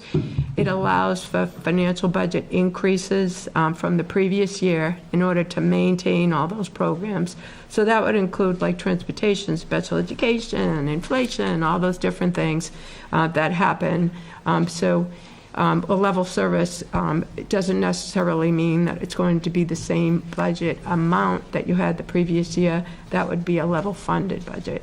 And level funded budget is really difficult because those really don't take into consideration your increases not only in your staff with your steps and lanes and colas, but also, as you remember, even in your own homes, your utilities go up, your inflation happens, everybody has electric bills go up. So very, very difficult to stay at a level funded budget. So we do feel that proposal number 2 would be more in line with the level service budget that the town has recommended they first recommended to come in about 3.25, but to stay at what we feel is close to level service, that's pretty much impossible for us. So we would have to go to proposal number 2. And even with proposal number 3, that also the guidance needs that the district has with proposal number 3 would be something to think about when you're considering 1, 2, and 3. So just to add a little bit here, think about what our needs are in order to maintain what we have right now, as Karen had said with proposal 2. That is exceeding the 3.25% from what the town had projected during the financial summit. But that would be cuts for us, as she said. And then when you look at that third proposal, that is at 3.98%, we have continued to have increased needs and services for students. Our students that are in some of our specialized programs, we've expanded those programs to be able to have our students remain with us. And when you have expanded programs, there's expanded needs and services that are there. So when we think about the work of our teachers and our educational assistants and our administrators in those buildings, and if you increase in those programs, the needs that come there are more significant complex needs. We've also had enrollment increases as well. So when you think about the sizes of our elementary schools, you have a principal and you have one counselor that's there. But you've got these expanded programs. They're district programs. We just have each of our elementary schools that house a different district program, whether it's our developmental learning center, whether it's our therapeutic programs, whether it's our step-in, step-out programs. They're district programs, so depending on the needs of students, but they're very different needs. And with the complex needs with students and increased enrollments and the sheer number of students that are within those programs that have expanded greatly in number, again, the needs that are there. So when we think about a counselor, it's not just for the students. Counselors are also supporting our staff that are there. They're supporting our families as well. So we have those proposals there. The budget subcommittee has met a number of times to talk about those different ones. At the same time, we work very closely with the town. We are very transparent with our budget that we have and the needs that are there. So we're articulating what the needs are, but keep in mind, even with that third proposal that's there, you saw in the presentation in December, there's a lot of needs that we don't even have that are there. As an example, when we talked about the increase in enrollment with our 4th graders going into 5th grade, and having 8 classroom teachers there. Class size is always something that is, we strive to have excellent class sizes. We do, but our enrollment, as we talked about at the last meeting, is increasing, and we see that bubble where at the elementary level, it has completely shifted in the last couple of years with our increasing enrollment. At the same time, we've seen the decline in enrollment at the high school, and so we have a bottom-based budget, so we have shifts that happen because we have to be able to be agile and address the needs, and we've done that within the budget. We've been fortunate to have newcomer money in the past. We don't have that going forward. The needs are there, but we have made cuts when we think about at the high school based on enrollment going down last year and this year with different content areas, as well as we've done that at the middle school, but we've seen that enrollment increase at the elementary. So other areas that we've talked about, the digital learning coach, where we had hoped to put in a science, technology, engineering, math, a STEM teacher. We weren't able to do that. That is still on that other list that you had as far as needs. So I just want to make sure that that's articulated. I know we'll have the next presentation during the budget hearing, but it is a conversation that this is trying to work with what the town has presented to us.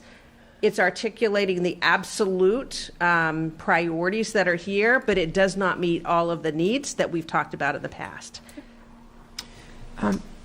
I did want to say a few other things just to give you a little bit of idea of how difficult it is to get to where we are today with the three proposals we have here. So when you're building a budget, my job is to help the district to build a budget that's not only sustainable for the town, but also meets the needs of the districts and the students. So I want you all to remember, when we did the presentation, the major thing that was in this budget, there was really only one big budget challenge, and that was payroll. Because salaries went from FY25 of 84% of your budget to FY26 of 85% of your budget to FY27, 86% of your budget. And we talked about the wonderful thing that you have in this district, that people stay. So they're at pretty much a lot of the top steps, which is wonderful, wonderful, wonderful for the district, for the students, but it's more costly for the district. And the other thing is, when we look at this, because if you look at just at Proposal 2, so the increase in Proposal 2 was $1,602,068. Of that $1,602,068, the increase in salaries was $1,727,671. So there was a decrease in expenditures, which is really difficult to do when you think of inflation and the cost of technology and the costs of books and stuff. So we really, really had to dig through that budget to use our outside resources, use more of the outside resources like your revolving funds, try to really dig and see where we can make some movements there. So I know that in seeing this percentage increase is higher than the original 3.25 that the target was, but it's really difficult to get to these percentages and be able to do that in a way that, you know, you're keeping, trying to meet the needs of the district and to meet the needs of the students. It's just hard, especially when you're seeing expenditures, and everybody's seeing that everywhere. They're just rising. So I just wanted people to keep that in mind when you're looking at these percentages and these three proposals, that they weren't like real easy to get to. We started at a high percentage and whittled it down, as the budget subcommittee knows, to get to these percentages. And I know it's a very difficult decision for the committees and the towns, but I just wanted everybody to understand the biggest challenges that you have here with trying to meet that. And your town has, your town is very good to the schools, and so we can't not say that. They're very good to the schools with your budget and your capital. It's just everywhere that needs a higher, the costs are greater. So I don't know if you had additional questions or there's other additional information between now and the next meeting, or the budget subcommittee, if they had anything that they wanted to share or discussion before we move to the CIP presentation. I guess my biggest question is where we are landing as a committee on these three proposals. I mean, I don't think I want to see any layoffs. And so tell us, budget subcommittee, please just give us I don't think feelings. I don't think we're thinking that Proposal 1 is a possibility. And I appreciate, again, Karen and her team and everybody, the work that they did to work within the budget that the town gave us to show us what that was going to give us, and the amount of cuts that she made in other areas to make that happen. Unfortunately, that's going to cause layoffs. And again, with our changing populations, that's school population, that's just not something that I think we can afford right now.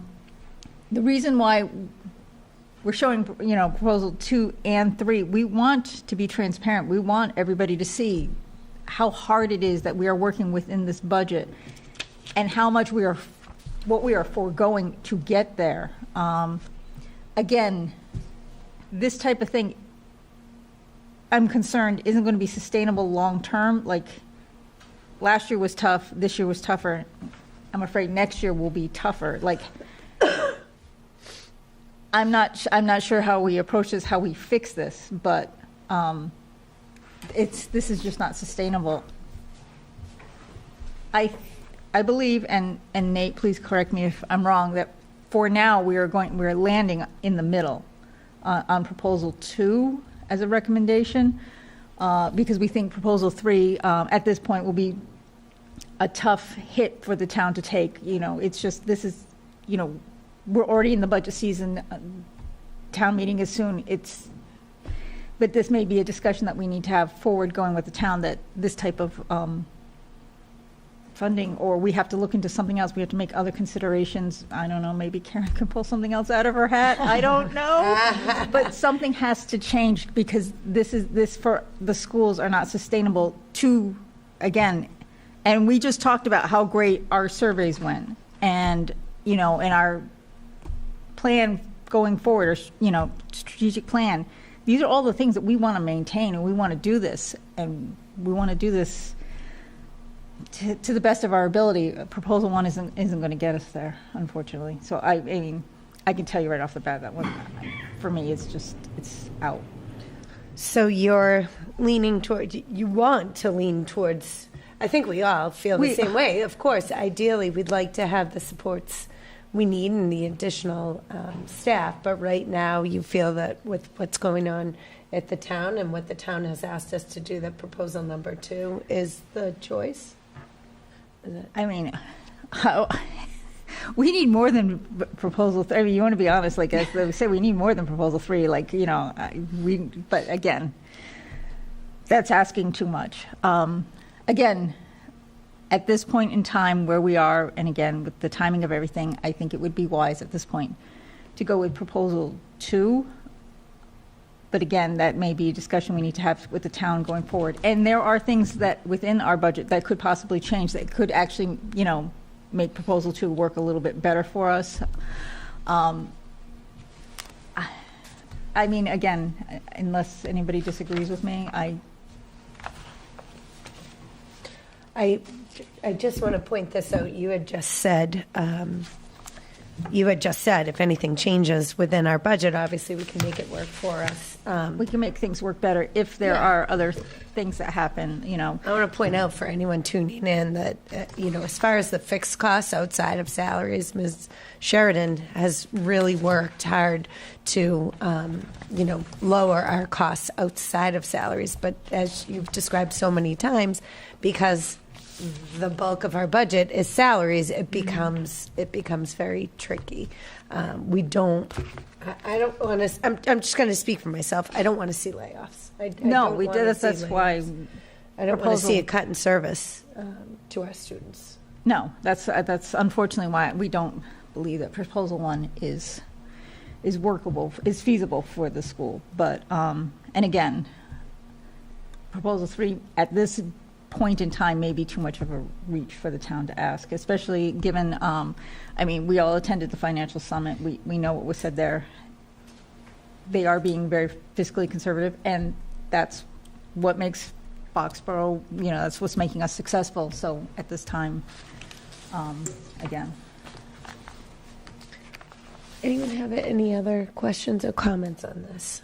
I mean, I'll just jump in and add, like, that third proposal there with 3.98, it says new staff requests. That's like 1/20th of the new staff requests that we have, and that's like a very tiny percentage of what we need. I mean, when we first started this, I would say the percent was probably, with all the requests and everything, close to like 7 or 8. So we've really spent a lot of time. I mean, we spent 2 hours yesterday just talking about kind of going back and forth between proposal 2 and 3. So we really are trying to be as fiscally conservative as we can. But at the end of the day, I mean, I speak for myself, layoffs is kind of just a no-brainer. Like when we saw proposal 1, thank you to Karen and her whole team for doing it. That's what the town asked, but that really wasn't something we kind of took seriously yesterday at our budget subcommittee meeting, because we do not want layoffs. So those proposals, although they are higher than the town requested, that really is just the best we can do. Thank you.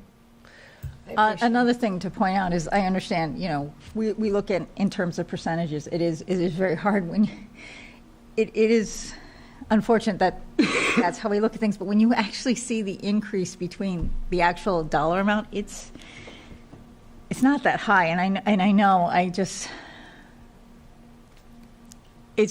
wish we could pull it off. It's just, unfortunately, at this point, at this time, I don't think it's doable. But yes, I agree with Nate. Proposal 1 just is, neither one of us believes that it's doable. I agree. So I just want to get some clarification for people that are looking at this without the inner knowledge for it. The full-time employees for proposal 1 is 416, which is consistent with the current one. And you guys are talking about how proposal 1 leads to layoffs, which I'm not doubting, but I was just wondering if you could sort of provide some context for it, because when we're looking at that sheet right there, it looks like there's 5 employees added to proposal 2. So this is just so we can add more context to it for the people that are actually going to vote on it, so they sort of understand what that means. And so you can sort of talk about how the change in enrollments affect the change in budgetary needs for it and along those lines, because sometimes we want to be clear to the rest of the town and sort of lay out there that the difference between, basic budget stuff, the difference between a need and a want and a have to have, things like that. I'll give a simple piece and then let Karen, who's her wheelhouse. Just as an example that I think people will remember is all of the newcomer money that came in. We got additional newcomer money that came in August. We also saw our enrollment at the elementary level that increased. So those numbers, and I want to be really, really clear when I give examples of this, and when we're saying proposal 1 to proposal 2 could be cuts, I'm not in any way saying what those cuts are. I just need to be really clear. I'm just giving an example of enrollment implications of what happened. So we reinstated a 4th grade classroom. We had kindergarten enrollments that came in higher than what we had before. The reason we were able to do that in big part was because of the newcomer funds that came in and being able to offset salaries. We no longer have that newcomer funding source. So when we think about those positions, we were able to do it in addition of those FTEs. We had an additional funding source that we don't have going forward, but those are positions, FTEs that we have in place. Now we have a bottom-based budget where we move depending on needs. We're down 1 less English teacher at the high school this year. We've already, it's based on enrollment. We'll be down a math teacher at the high school. We went down an L teacher last year. We will be going down another L teacher. Those are positions that we know because it's tied to enrollment. But it's a point in time and it can change, and we need to be able to look at where the enrollment shifts. I mean, it's based on kindergarten now and the numbers that we have, and we haven't even started kindergarten registration for next year. So, but the newcomer funding is one example of that. So I'll let Karen give other specifics, but I think that's the easiest way to think of it and that difference, and that's a funding source that we're able to do that and be able to have the class sizes that Foxborough has always been able to pride itself on. Sometimes we have the bubbles because of the 3 neighborhood schools, but when we look at our elementary class sizes, we have wonderful class sizes at our elementary levels across all 3 schools. The 416 to the 416, the 416 that's the full-time equivalencies we had in the FY26 budget. And then, so what we were trying to show in that was if we kept it the same full-time equivalents that we had in the budget. But then, oftentimes, a budget is a picture in time. You have to present a budget that at this moment in time, this is the needs of the school. So many times you get to September and things shift because you've got enrollment that increases. You've got IEPs that come in and the services for that child are different. So there were some additional positions that had to be put in place this year. And to be able to pay for those additional positions that had to be put into place, which was enrollment and special needs. I mean, not special needs, special education needs. Oftentimes, Corey can meet to that, is related to their IEPs and mandated services. So we did use the newcomers money. We had some newcomers money that we were able to shift some of the EL teachers into the newcomers money, but that newcomers money is going away. And a big chunk of the money that we had left came after the budget that we presented last year. We did not even know we were getting any more of that newcomers money. And that newcomers money can only be spent in certain areas.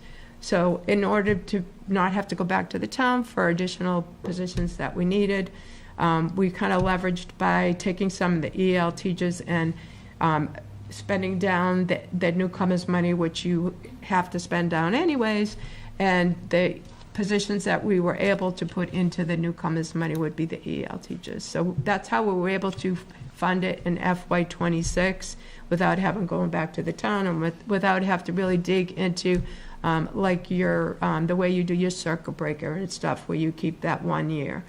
So that's how we were able to do that for FY26. And FY27, newcomers money's gone. All your COVID money's gone. A lot of your outside resources that you had in the COVID years, those are gone. But in any district that I've ever been in, there is different needs that happen during the actual school year, and you saw that, which Amy can speak better with that, is you take your budget and you have to prioritize the needs that are happening. So we did see, like she explained, some of the positions that we did not have in place. Well, but for then other instance, positions that were in place. one of our special ed district programs that is at the Taylor, based on the number of students that moved in, if we can create a program or expand the program that we have, it's in the best interest of the student to be able to stay here. And it's cost effective and not having transportation costs and costs for out of district placement and all of those. But most importantly for the student and for the family, if we're able to meet the needs here, then we want to be able to expand those programs. And then that also is cost effective, which is the byproduct of that. So if we have specific questions to that, that's more, we have Mr. Michael Lazik here. I know he'd be more than happy to come up to the table and be able to answer any questions. And your class sizes, like even your policy, doesn't it state based on elementary, we try to be within a range, right, because of what Foxborough values. And so we do the best that we can for that. And sometimes you can predict it and sometimes you can't, just as we can't predict students that move in that might have higher needs than other students that move in or move out. But to be able to provide the education that we do, we're very proud of the excellent education that our students are offered every single day, because we have an experienced, as Karen mentioned, staff, very talented staff, and our students benefit from that. And the one other thing is, the reason a school budget is a bottom line budget is because I think it's recognized that needs do fluctuate. And that happens every year. You see that some years, it's just different every year, but there is fluctuation in the needs. And with the bottom line budget, what you're supposed to do is you're supposed to prioritize your needs for your students, again, because that's what we're all here for, to give the best education to our children. And that's basically what we did in 26. I mean, there was some changes in staffing with prioritizing the needs that were greater than others, and then really leveraging the outside resources that you had in FY26 to be able to do that without having to go to the town for more money. So, I mean, that's just budgeting. I mean, with the bottom line, that's what you are supposed to be doing, trying to get the best bang for your dollar, to get the best education for your children.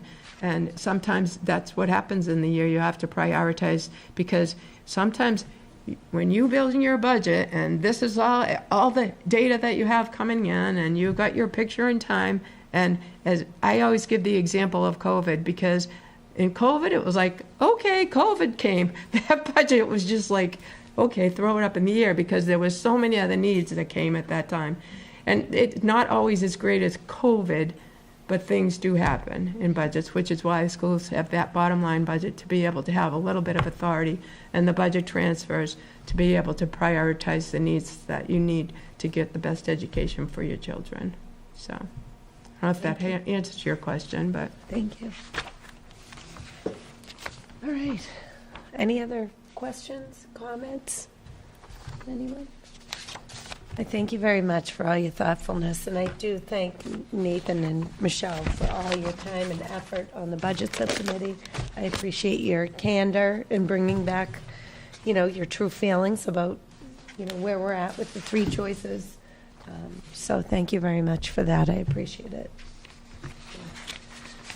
We are going to go right along, actually, Ms. Sheridan and Dr. Burdos. I'm going to have you talk a little bit about the capital improvement plan, the draft for 27. Sure. So each of these slides are going to outline the different components of this, and then we'll focus more so on FY26 where we are, and then FY27. Okay, you want to start? So here you have, I'm going to start with transportation. So as you know, we have the in-house transportation for the students. And the replacement factors for the transportation for the buses for your district has been the consideration of 10 years, 100,000 miles, as well as the condition of the vehicle. So when you're determining, what you're going to be doing with the vehicles those years, we do chat with Chris Gallagher and his team, a mechanic and stuff, to see what we think we're going to need for capital. And we do look at all those factors when we are determining that. For FY27, we are requesting 1 minibus and 2 77-passenger buses.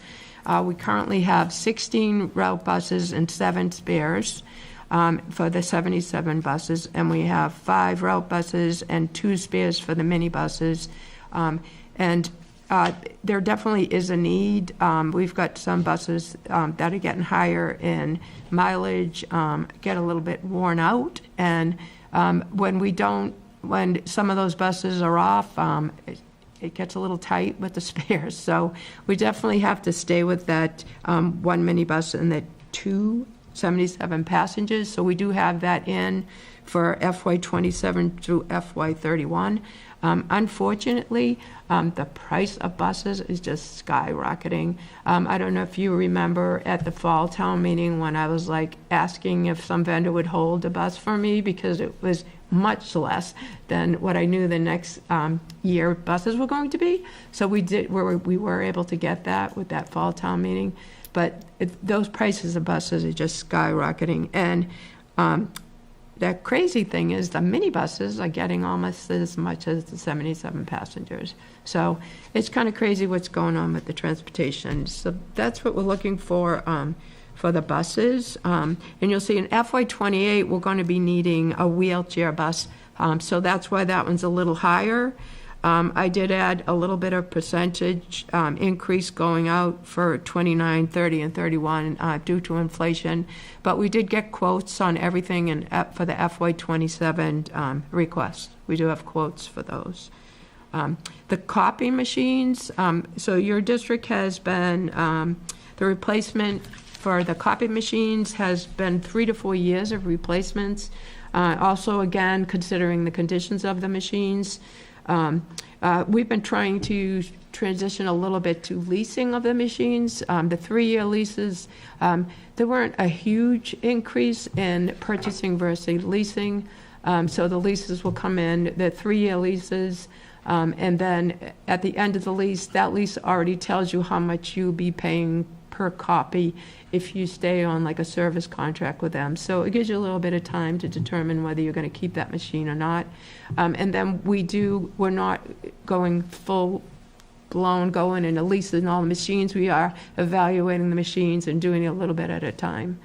So for the copy machines, we stayed in line. We added 5% for inflation to the 40,000 that you've had. That 40,000, I looked through, and it's been for years that it was 40,000.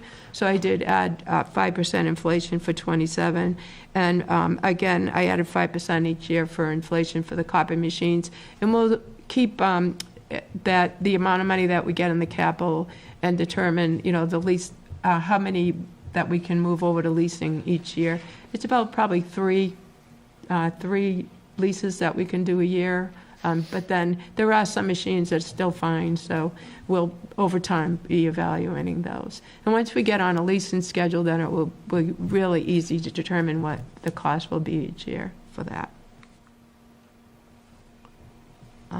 For technology, I don't know if Darren's here, but I can speak to it a little bit.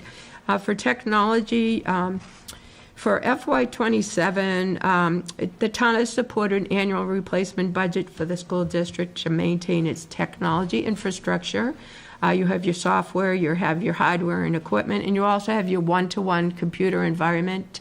And that's, you've got to remember, you've got your student devices, you also have your staff devices. So for FY27, Aaron Heyer, the Director of Technology, has put in for $419,600. It's a little higher than last year, but for FY27, he's looking to do the high school digital art lab refresh, and he's adding some more touch screens to replace the classroom projectors at the high school. The projectors are pretty much old school, and we're trying to each year, we did a lot last year with them, but the high school still needs some of these touch screens, so those are in that $419,600. Can I just jump in there too? So with the laptop replacement, so to be online, no pun intended, or in line with to be able to keep up with the replacement of those laptops. Our goal is to do 3 grade levels, if you will, a year: an elementary, a middle school, and a high school for those replacements, to be able to make sure that we're staying to where we can maintain that replacement cycle, and it's to keep them current and best practice. So it's 3 levels a year, like we did our 11th graders here recently, and then for those interactive projectors, it's to go along with our plan is an 8% replacement each year to replace those interactive display boards too. So there is a full plan in order to be able to stay on target. It's the 3 grade levels a year. It's the 8% of the interactive display boards that are there. And as I was saying earlier, we can no longer, as they were, rebuilding bulbs or replacing on the same mount, and those technologies changed. So if we don't continue to keep up with that plan, then we're going to get behind. The other thing, if you note in your packet, in the FY29, there is a little bit of jump because that's a year that he'll be doing the teacher computer replacement year. So you're going to have that jump in that year.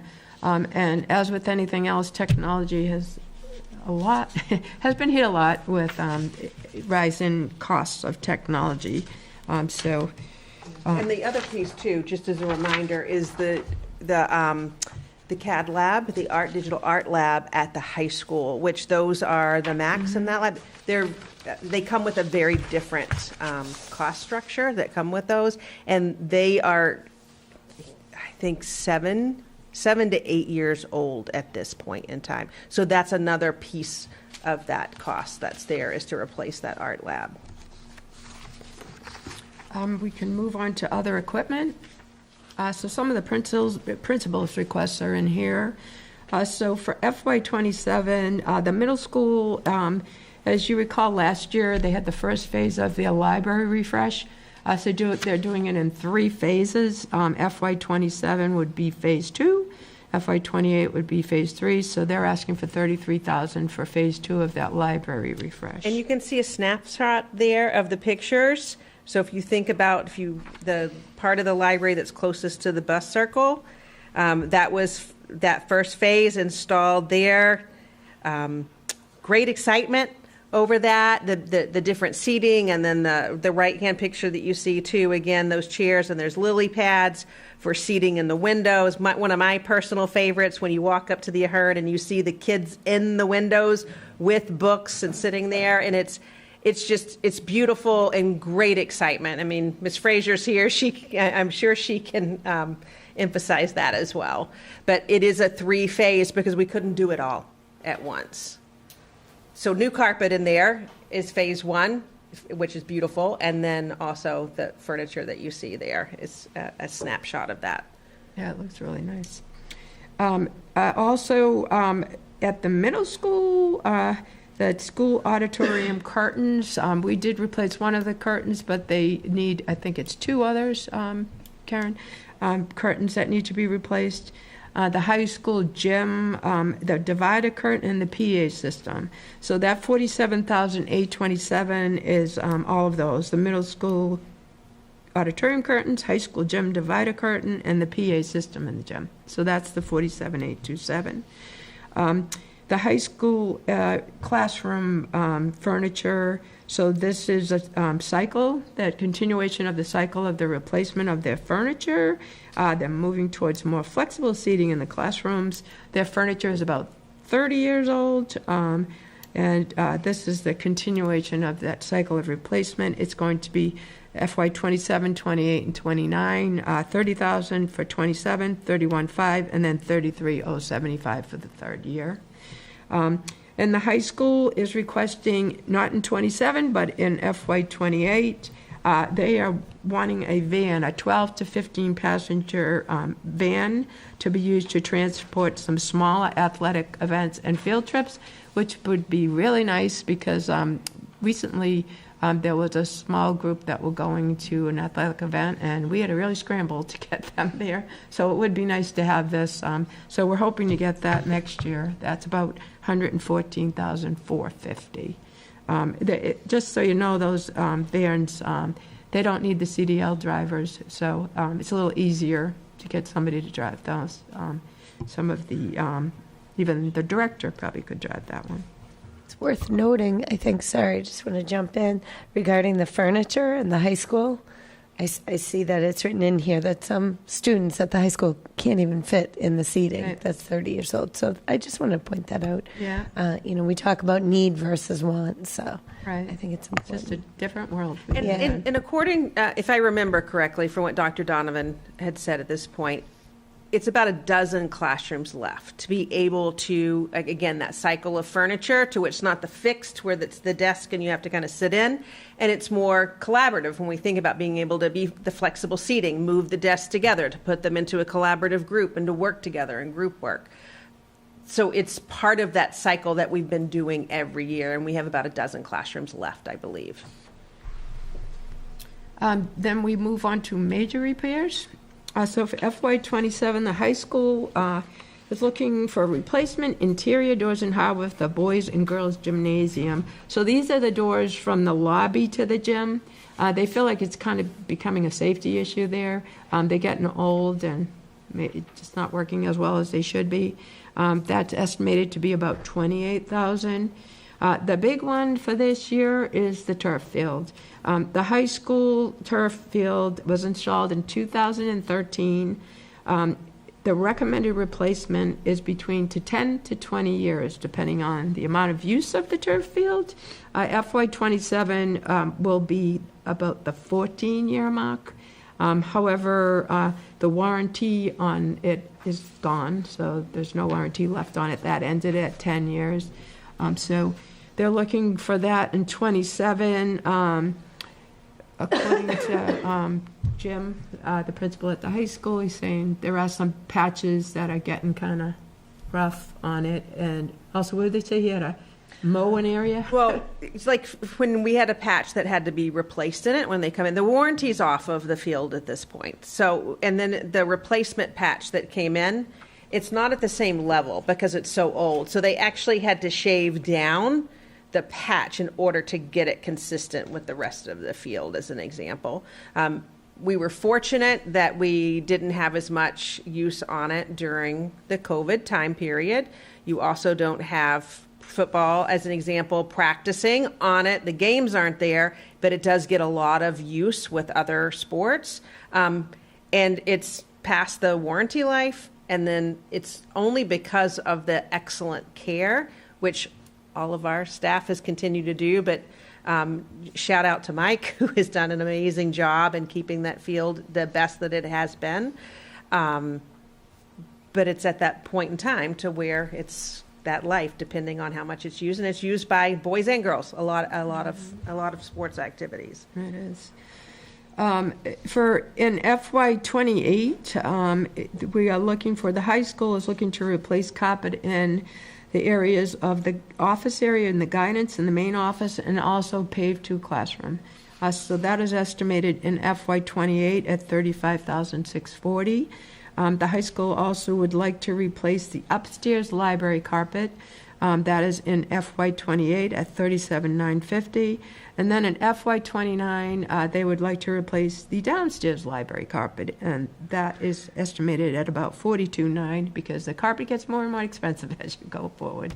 So that's $42,900. In FY29, the high school would like a third set of bleachers and away bleachers for the turf field. They're estimated currently at about $1,000 per seat, and then the drawings for the stands would have to be completed as we get closer. So that's an estimate of $594,000, and that's in FY29. And then the high school would like to build a locker room behind the weight room for football, moving it out of the IGO, and update the men's and women's locker room. This one kind of keeps getting kicked down the road because it's very expensive, $2,500,000, but they would really like that. So we have that in FY30. And then the final one for the major repairs is the high school to replace the auditorium seats. There's an estimate, because it's out in FY 2031. If you've been in the auditorium, it is kind of starting to get a little worn and a little dated. So it kind of reminds me of I don't know if you ever went to Franklin, the old cinema there. Yes. Doesn't Yeah. it? The Zoetrope. Yeah. I mean, it reminds me of- hasn't changed since I graduated. Yeah. I graduated in '98. The seats kind of have that. Exactly little- the same in that Yeah. auditorium. Yeah. That's what I think of It's a when I go very there. expensive undertaking. You wouldn't Yeah. think that it would be, and we tried to leverage some of other state programs in the past, and still it just was not. How much that cost for the Ahern seats? Because didn't they do that? I didn't put you on That the was spot 20 there. years ago now, I think. Is it really? Yeah. Oh, my God. Time flies, Pat. Well, I know the seats I in think the the high school are Ahern good. was maybe 20 years ago. Yeah, I think the high school When they seats were opened the in originals. 2001. 25 years ago. Yeah, 25 years Wow. ago. That's crazy. Time flies. Yeah. So maybe when it's we in good look shape, and it they're just projecting needs- 5 years out. Right. Then we're going to move on to building renovation. Again, yoo-hoo, you got the Taylor School here. So that $1 million in FY27, the Taylor School renovation, that's the preliminary cost for the architect, the owner's project manager. It's the estimated on the renovation expansion costs. So in FY28, it'd be about 45 million. But then the MSBA reimbursement is estimated to be about 20 million. So in FY27, it's $1 million, and then in 28, it's 25 million. However, in FY27, that $1 million, that funding source is not going to be free cash. That funding source is going to be the borough and DPW project, the amount of money that they have remaining in that. But I have been told that it still has to be approved as part of the capital project, even though it's not free cash. So again, that $1 million would not come out of free cash. The final one is the field renovation. So the Stather Field, which is behind Ahern. So Chris Gallagher has recommended this one. He feels that field needs some help. So we have put in an estimate of $30,000 to try to renovate that field, get it in a little bit better shape than it is. So for FY27, the total school capital improvement, if you go to the next one, I just wanted to give you a little bit of glimpse of it so you can have a better understanding of it, because it looks really high, but then when you take away some things, so it's $3,054,555. But if you subtract out the $1 million for the Taylor School, and you subtract out the turf field of $905, it's really just, those two are just really making that really high there. Then it brings the adjusted total to $1,149,555, which is an increase over last year of $375,555. So when you look at the things that we have had to put in place here for the capital, the transportation, they're quotes. I can't do anything about the increase in the buses, and you have an in-house transportation. So that increase was $248,128, which is 66% of this $375. You also have your tech increases of $69,600, which is about 19% of that increase. and then the Statherfield is about 8%. So that total, 93% is just those three things. So unfortunately with the turf fields, it's a really big hit, but if you own a turf field, you got to keep it up. So you're better off keeping it up than having to replace it. So. Just one thing on the transportation. With all the transportation costs you highlighted, I did want to, I'm sort of asking / telling you, are we still way ahead of the game by keeping transportation in-house, correct? I haven't done a cost analysis on sending it out, but I mean, it's expensive either way if you send it out. If I was in a different district, I would say send it out because it's a lot of work. But you have amazing transportation department. They just do amazing work, and the needs aren't just getting a kid from home to school. They work their magic in other areas too. So in other districts, I would say, let's just outsource this. Here, I think I would recommend keeping it in, just because you just have such a great transportation department. So I have to give kudos to Lynn and Linda because they just are amazing. Yeah. But the other things too, you keep in mind, if you didn't, the flexibility that we have when we think about all of our field trips, our athletics, all of that. So the savings that you have, there's so many other things to consider that we're able to do that we're not having to pay. The bus contracts for other companies, for other districts, and the percentage that they go up every year. That's in order to be able to continue to keep our fleet, which is a benefit to our families, our students. That in itself, it's not just coming to school every day. There's so much more that goes into it when it comes to the athletics, the field trips, and all of those other pieces. I know we have done a cost analysis in the past.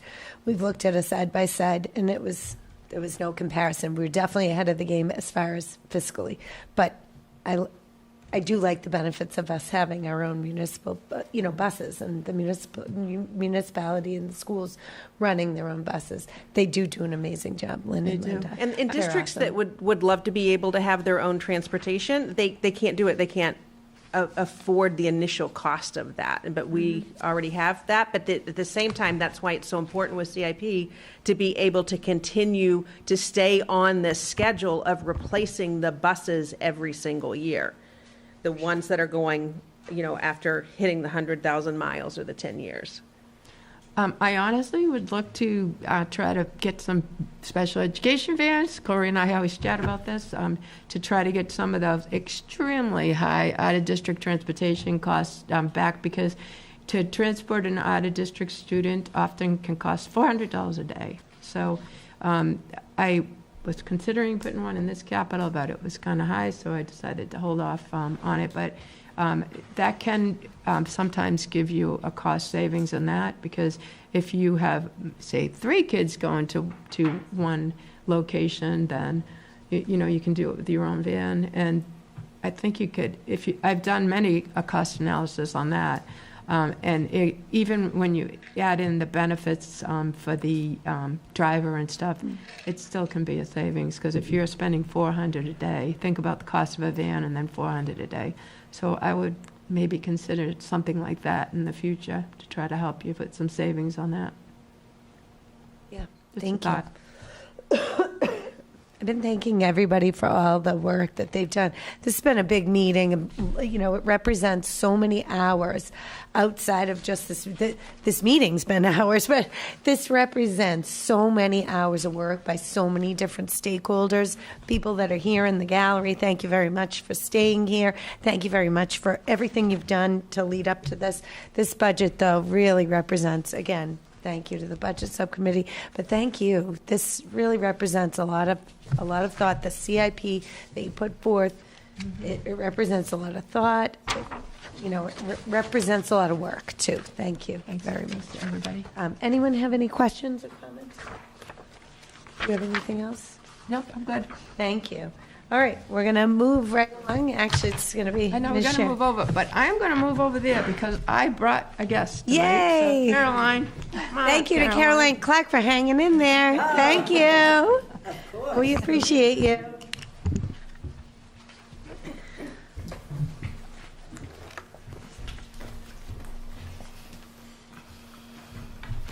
So to those who do not know her, this is Caroline Clark, and she's one of the financial analysts that works in my department. And she has done a shitload, a lot of work. Bleepy. A lot of work. It's getting late. It's getting late. It's getting late. It's Oh, okay. God. Can we It's just okay. bleep that? Yes, yes. Okay, Mike's good. got it.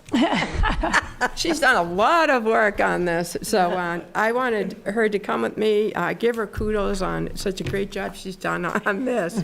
And I have been up very early this morning, Yeah, so I it's a apologize. long day for that everybody. It's okay. So, in your packet, you have the guidelines, new guidelines for the new use of school facilities, all right? And it has a new fee structure, and we also are moving to a new online platform, Master Library, which Caroline, you can kudos because we have been waiting for this for a while.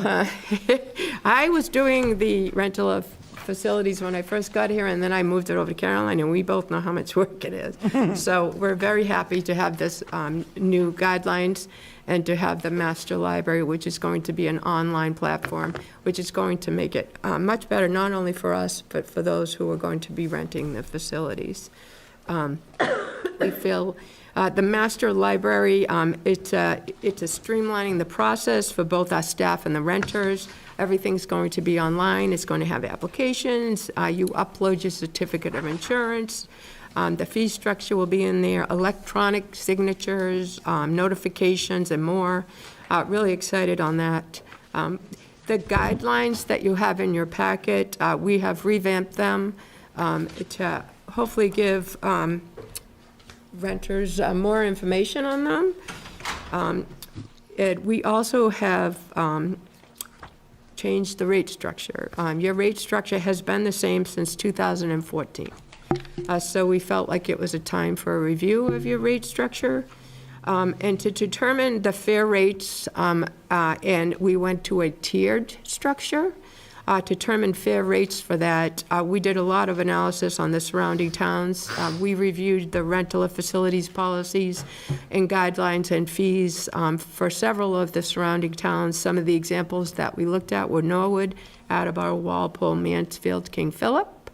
And so now what we're presenting tonight is a three-tiered structure.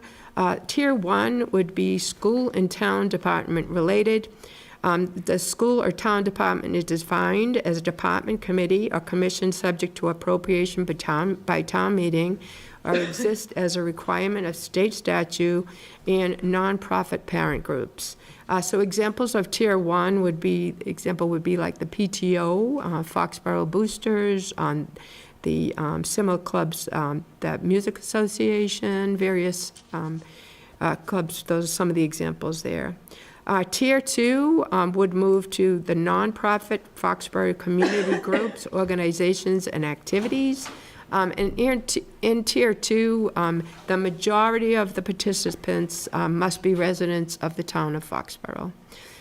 Example of this would be Foxborough Little League, youth football, lacrosse, youth soccer, basketball association, or other similar groups deemed appropriate by the superintendent. And Tier 3, we have all other groups and organizations and activities. Examples would be individual, private, and commercial groups, religious organizations, nonprofits, and registered public charities. For the Tier 1, we also have changed the custodial fees. Custodial fees for all of them, but the custodial fees, what we went with the custodial fees was, it has to be a minimum of 4 hours. That's by contract, by the union contract. We'll be using the top step each fiscal year. So those rates pretty much will be set because we'll be just looking at that union contract and grabbing that top step. Monday through Saturday is time and a half, which is also contractual by the union contract, and Sunday is double time contractual. But you will see, as you see in those rate structures, that, so for Tier 1, the custodial fees only apply during non-school hours. All right, so that's why we see the difference in the tiers. In Tier 2, the custodial fees only apply during non-school hours as well. But then when you get to Tier 3, the custodial hours do apply to during school and non-school hours. The turf field, we also have a section for the turf field. The Sam Burns Community Turf Field, the rental fee for that is the same as, we did not increase that. That's the same rate that we have right now. We kept that at, it's $250 an hour for that turf field. And that will be charged custodial hours only if they're using the bathrooms and the concession stands. So there won't be custodial charges if they're just using the field. It will only be if they're using the bathrooms and concession stand. There's also lighting fees for the turf field. Those were the same as before as well. We didn't really change much with the turf field. So the full power, which is typically for the games and tournaments, would be at $60 an hour. The half power is $30 an hour, which is usually during practices.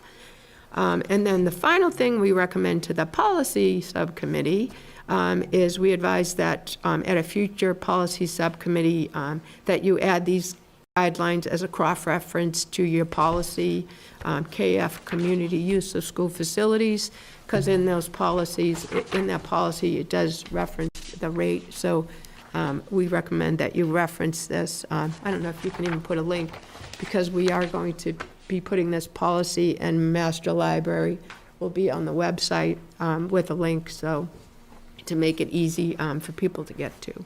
Perfect. What kind of timeline do you want on that policy? Should we have the policy subcommittee schedule? Well, I don't think, it doesn't need a new policy for this. It's just, I think it should be referenced, because if you look at your policy, it says something about the school committee approves, it's the rate structure. Okay. So there's a rate structure already in there. I've read your policy, and I think your policy is probably sufficient. It's just referencing the new guidelines that we have and the new fee structure that's here. Okay. All right? Yeah, thank you. Policy subcommittee. Like many of the policies we've discussed here, they reference whatever guidebook that goes along with it. So as she said, your policy is fine as is. Sure. But referencing that would be helpful. Good enough. Right. Do you have anything else you want to input, or are you good? No, I think we kind of summarized it. I mean, unless people have questions or anything. No, I think this is great. Does this represent, do the changes you make represent any kind of significant revenue stream, what you've done? We don't know yet, but it definitely, the way the old system was, it was a little confusing, didn't you feel? When you were trying to set the bill for the people and tell them the estimate, it was a little bit more work than, it's kind of a little bit more streamlined and easier with this. Like it must be multiple hours, and then you didn't know how many hours the people were going to be, and then it's a little confusing in it was figuring different out. pricing for like different days, and then it was also different pricing. Yeah, the first 2 hours were X amount of dollars, and then every hour after that was that. So it was left a lot of room for like interpretation and a lot of room for errors, I felt. This is definitely going to be a lot more streamlined, because you're going to pay by the hour, and the hour will be the same no matter when it is, which is kind of what I found mostly when I was doing the analysis between the schools. And I found most of them were doing the tiers too. Great. So Yeah, I think that it will. makes sense. So hopefully it will. I mean, I don't think it's ever going to be like a huge moneymaker, but. But it could work. I'm We hoping did, it what we will did is we be did relevant. increase our rates for the people, like for the profit companies. So that, I think, will help a lot. Okay. Awesome. The intent wasn't to have like a huge moneymaker, but to have it at reasonable rates for people who, rent any of the facilities. So that's how we felt. And then also, the master library is going to be, the way we're doing it now on an Excel spreadsheet that keeps having to be updated and sent to everybody, it shared, and it's so prone, we just felt like it was more prone to error, so that's why we really were looking to get into that online platform for this, and it's, so we're really excited about that. And again, a lot of work with this. We, with us working on this, but not only that, she is setting up all of the master library, and it is a lot of work. So that's why I wanted to bring her here and give her kudos for it, because it is a lot of work that she has done. It is a major project that we have done. It has taken months. Thank you. You're being she's going to be very happy to put this project. It's been a long time. Well, good. You should be proud. I love the format. Anytime you can streamline anything, and I do appreciate the fact that you put us in line with the other similar communities and what they're doing. Thank you. One thing that might help a little bit with the turf that we didn't mention is we left a little clause in there, so if it's a professional organization, the pricing is subject to increase. Oh, good. Because we've had clinics like for my quarterback, May, last year. Yeah. And for someone like that that's charging $250 an hour, and they're charging each kid probably $300 or $400. Yeah. That's on the cheap end. Yeah. So I happened to see that in one of the other schools, and I don't remember off the top of my head which one it was, and I'm like, I kind of like that. Yeah. I kind of like having that flexibility. Yeah. No, it's smart. Again, you're making sure that we're in line with the other towns and making sure that we're doing what we should be doing. I went to that one, and they had like 500 kids squeezed onto the turf right there. And it was like $300 was like the floor. And they had packages where it was like $800. And I'm like multiplying that out over 500 kids. I'm like, how much is the town getting for this? Because they're not paying anybody. There were like 4 salaried employees there. So it wasn't even like, Okay. All right. Well, great. Thank you. Yeah, that'll be awesome. We'll have you do a cost analysis. Come back next year. Tell us how it went. I do want to echo what Karen said about Caroline and the amount of time that went into this, because I've sat down with both of them, and the tiered system, I think it articulates it much more clearly to the end user, and it takes a lot of the questions out of it, and then the guidebook that comes along with it. It really articulates what the expectations are. And then it also, at the same time, when we think about the custodial fee structure and being able to account for that. And in the future, as an example on CAP, we're talking about the turf field. And to your comment, Pat, just now, the use of it, we need to be able to generate the revenue in order to replace that. We're not going to be able to do that alone, and it is for all of those that use it and access it, which is a great opportunity, but at the same time, it does provide wear and tear on the field when you are renting it out. Yeah, absolutely. So I see that there is an action required here. We do need school committee, because it needs, the new fee rate structure needs to be approved by school committee. Okay. Okay.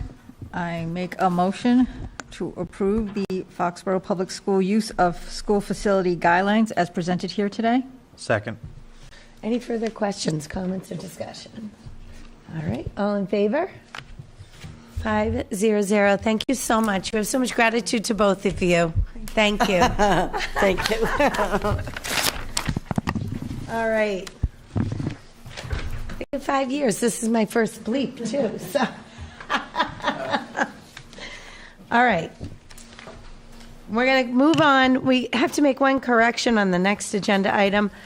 The agenda item is 2025 to 2026 school calendar. It should read the 2026 to 2027 school calendar. So just make that correction. No, on the agenda. Oh. On the agenda. It's just a housekeeping. Dr. Burdos, you want to... Sure. So this is the time of year when we look forward to setting the calendar. Believe it or not, parents are actually, they ask when this is going to be for planning for future. So this is, as you just stated, the 26-27 school year. It is also the school year where Labor Day falls late.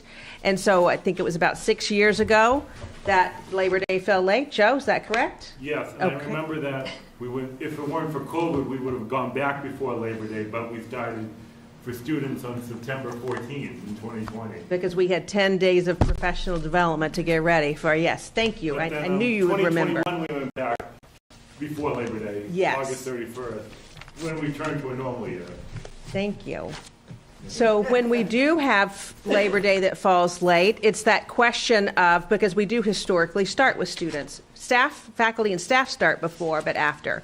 So in order to try to simplify, the recommendation here is twofold here. One, it's information only to be able to take this, digest it, talk with anybody that makes sense, and then come back at the next meeting. But the recommendation from our Foxborough Education Association, as well as the administrators, is to start with students before Labor Day because it falls late.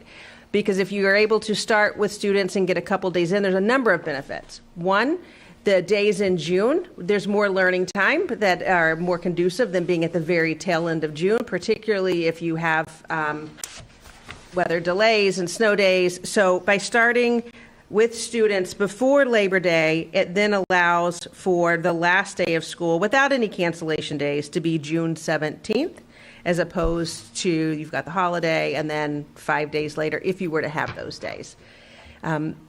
The other piece of that is that when we have experienced that starting before, you're able to kind of ease in with students and families and to be able to have a number of days in. You still have the 4-day weekend for families over the Labor Day weekend because you would only have 3 days with students there. And then easing into that, you're ready to go, particularly after Labor Day. The other change here is we have historically had we have 5 professional development days, 3 before the school year starts, 1 in October that is right against the Indigenous Peoples holiday, and then we have 1 in March, and that was changed just a few short years ago because we had that day in January. We moved it to March for a number of different reasons, and it has proved to be really a successful time of year to have that. At the same time, having 3 days in August, that is least disruptive to families by having those days before the school year. But at the same time, we would like to have that more spread out during the school year. When we think about professional development, it's for learning and growth of our educators and to best meet the needs of the classroom and the students. If we were to have 2 of those days in August, then the recommendation here is to go back to having a day in January, but to try to least impact families. And so you see that professional development day would fall directly after the long holiday break. So it extends it 1 more day for families, and then faculty and staff would be there on that Monday, students returning on the Tuesday. So those are 2 of the changes that are on this recommended calendar. Again, from FEA as well as administration, to start before Labor Day, but to take 1 of those professional development days and move it to January. The other thing that I would like to mention, which is not noted on this calendar, but has been a discussion for you to consider. And when we think about kindergarten screening and being prepared for our kindergartners that come in. So currently, kindergarten screening takes place in the month of May. It's 3 to 4 days. Teachers are out of their classrooms. We have substitute teachers that come in if we're able to get subs, or we have our wonderful educational assistants that are in kindergarten classrooms too. But it is not your classroom teacher for those 3 or 4 days, depending on the school, during kindergarten screening. Kindergarten screening is really important to be able for us to be prepared for our students that will be coming to us in the fall and balancing those classrooms and doing that work. We don't get everyone because if we have anyone that moves in, say, August and being able to have the screening that takes place. We have, when school starts in September, as you're aware, kindergarten students do not start on the first day of school with the rest of the district. They come in, a short orientation, a quick bus ride, and then they go home. So the recommendation or proposal for consideration would be to move kindergarten screening to where it would take place at the end of the school year in June. that would mean that kindergarten would end earlier than the rest of the district. So as an example, if you look at this calendar where school would end on the half day on Thursday, the 17th, what is up for a suggestion for your consideration is to have kindergarten's last day would end on Friday, June 11th, and then kindergarten screening would take place on that Monday, Tuesday, Wednesday of that following week. What that would allow for is not the disruption in May, where you have a loss of instructional time by not having your teacher in the classroom during those 3 or 4 days. It also would then allow for kindergarten to start on the first day of school for a full day with everyone else.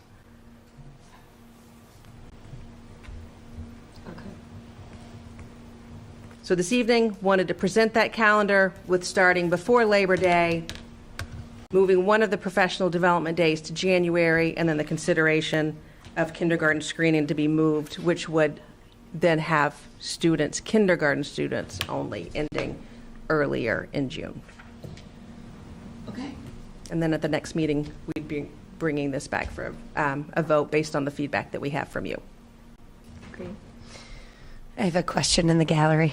Not a question, a comment. Oh, a comment, yeah, please. Two things I wanted to mention tonight about the calendar. First, I've seen a lot of other districts end early because of kindergarten screening, which makes sense. But then some districts, what they'll do in May is like Norwood, they would take 2 days out of the school year in May for no school for kindergarten students and do kindergarten screening then. I don't know if that's effective or not. That kindergarten students don't have to make up the days. But then the second thing I wanted to mention about professional development days, I know if we're only having 2 to start the year, some districts do this like Walpole. Staff go back Monday and Tuesday, teachers I mean, and then students Wednesday, Thursday, then a 4-day weekend. Just things to consider. Thank you so much. I appreciate that. Thank you. Thank you. And when I was mentioning that kindergarten students don't have to make up the days if they get out, or if they don't come to school for 2 days because of incoming kindergarten screening. Perfect. Thank you. The last thing that I'll just mention when we're thinking about the May time period it's not just the teachers that are impacted during the screening, it's also our related service providers that are involved in that when we think about like our OTs and our SLPs. And some of our L teachers on a limited basis too. So there's other people that are involved in those screenings. Thank you. I think this is great. So we will come back for a vote in 2 weeks. So if anyone has questions or concerns, you know how to reach us and you know how to reach you. So thank you very much. This is very well thought out. Thank you. And thanks for your explanation as well. Okay, we are at the point where we have a few donations here. Ms. Sheridan, if you want to just describe. Tonight we have 3 donations. The first one is $20,000 from Meditech to the school district. Does not appear to have any restrictions on it, so that's $20,000 to the school district from Meditech. Can I jump in? Is that restriction? Yes. So the $20,000 from Meditech, we've been receiving this donation for a number of years. In years past, it has been $15,000. In recent years, they've increased it to $20,000. That funding is specifically to support engineering and STEM programming. In recent years, we've actually used it to kickstart our robotics program up at the high school. So, and we've also used it to offset some Project Lead the Way expenses. So it's specifically for that purpose. It's for STEM-related programming. Thank you for letting me know. Yes. Because it doesn't say this on the form. Sorry, but we meet with them and we talk with them about it. I'm sorry, I didn't see it. So I apologize. It does have restrictions. You have to use it for engineering Surprise. program and Project Lead the Way. The second one is from Chick-fil-A. There was a spirit night, a Ahern Middle School drama is $47.30. And then the final one is Partners in Patriotism Fund. That is $2,087.92. And that to be used for this Foxborough girls soccer cold gear cart. So that's what that final donation. So those are the 3 donations for Great. acceptance tonight. Thank you very much. I will entertain 3 motions. I make a motion to accept with gratitude a donation from Meditech for $20,000 for use for engineering and STEM programs. Second. Any further questions, comments, or discussion? All in favor? 500. Thank you very much. I make a motion to accept with gratitude a donation of $47.30 from Chick-fil-A for the Hearn Drama Club. Second. Any further questions, comments, discussion? All in favor? 500. Thank you very much. And the last one, I make a motion to accept a donation of $2,087.92 from Partners in Patriotism for Foxborough girls soccer cold gear cart. Great. Second. Any further questions, comments, or discussion? All in favor? And that's 500 as well. Thank you very, very much to everyone who donated. Thank you for everyone who stayed and hung out with us. We're going to do community update. We'll start with Allison, see if you have anything. I don't have anything. Okay. Michelle. Just a quick update with CPAC. This month we will be doing our basic rights seminars, so look for information on that. They're done online now. We do them through the Federation, and we will be doing another resource fair that will be happening in March, and we are also looking at another social gathering with the Mansfield CPAC in March. We think at a bowling alley, so Great. for kids and parents. Awesome. Thank you. Nate. Sure. From the rec board, February and April vacation programs will be released soon, so stay tuned. Awesome. Pat. Those winter sports teams, they've been doing fantastic. Off to a great start for the season. Power rankings have just come out recently, so they're all doing pretty well. So Awesome. go Warriors. Go Warriors. I think I've probably talked enough tonight. Thank you. I echo that. Same. Ms. Sheridan? Yep, okay. I don't have any updates myself, so I will entertain a motion to adjourn. I make a motion to adjourn this meeting. Second. All in favor? Thank you very much. Thanks, everyone. We appreciate you all. Rented out.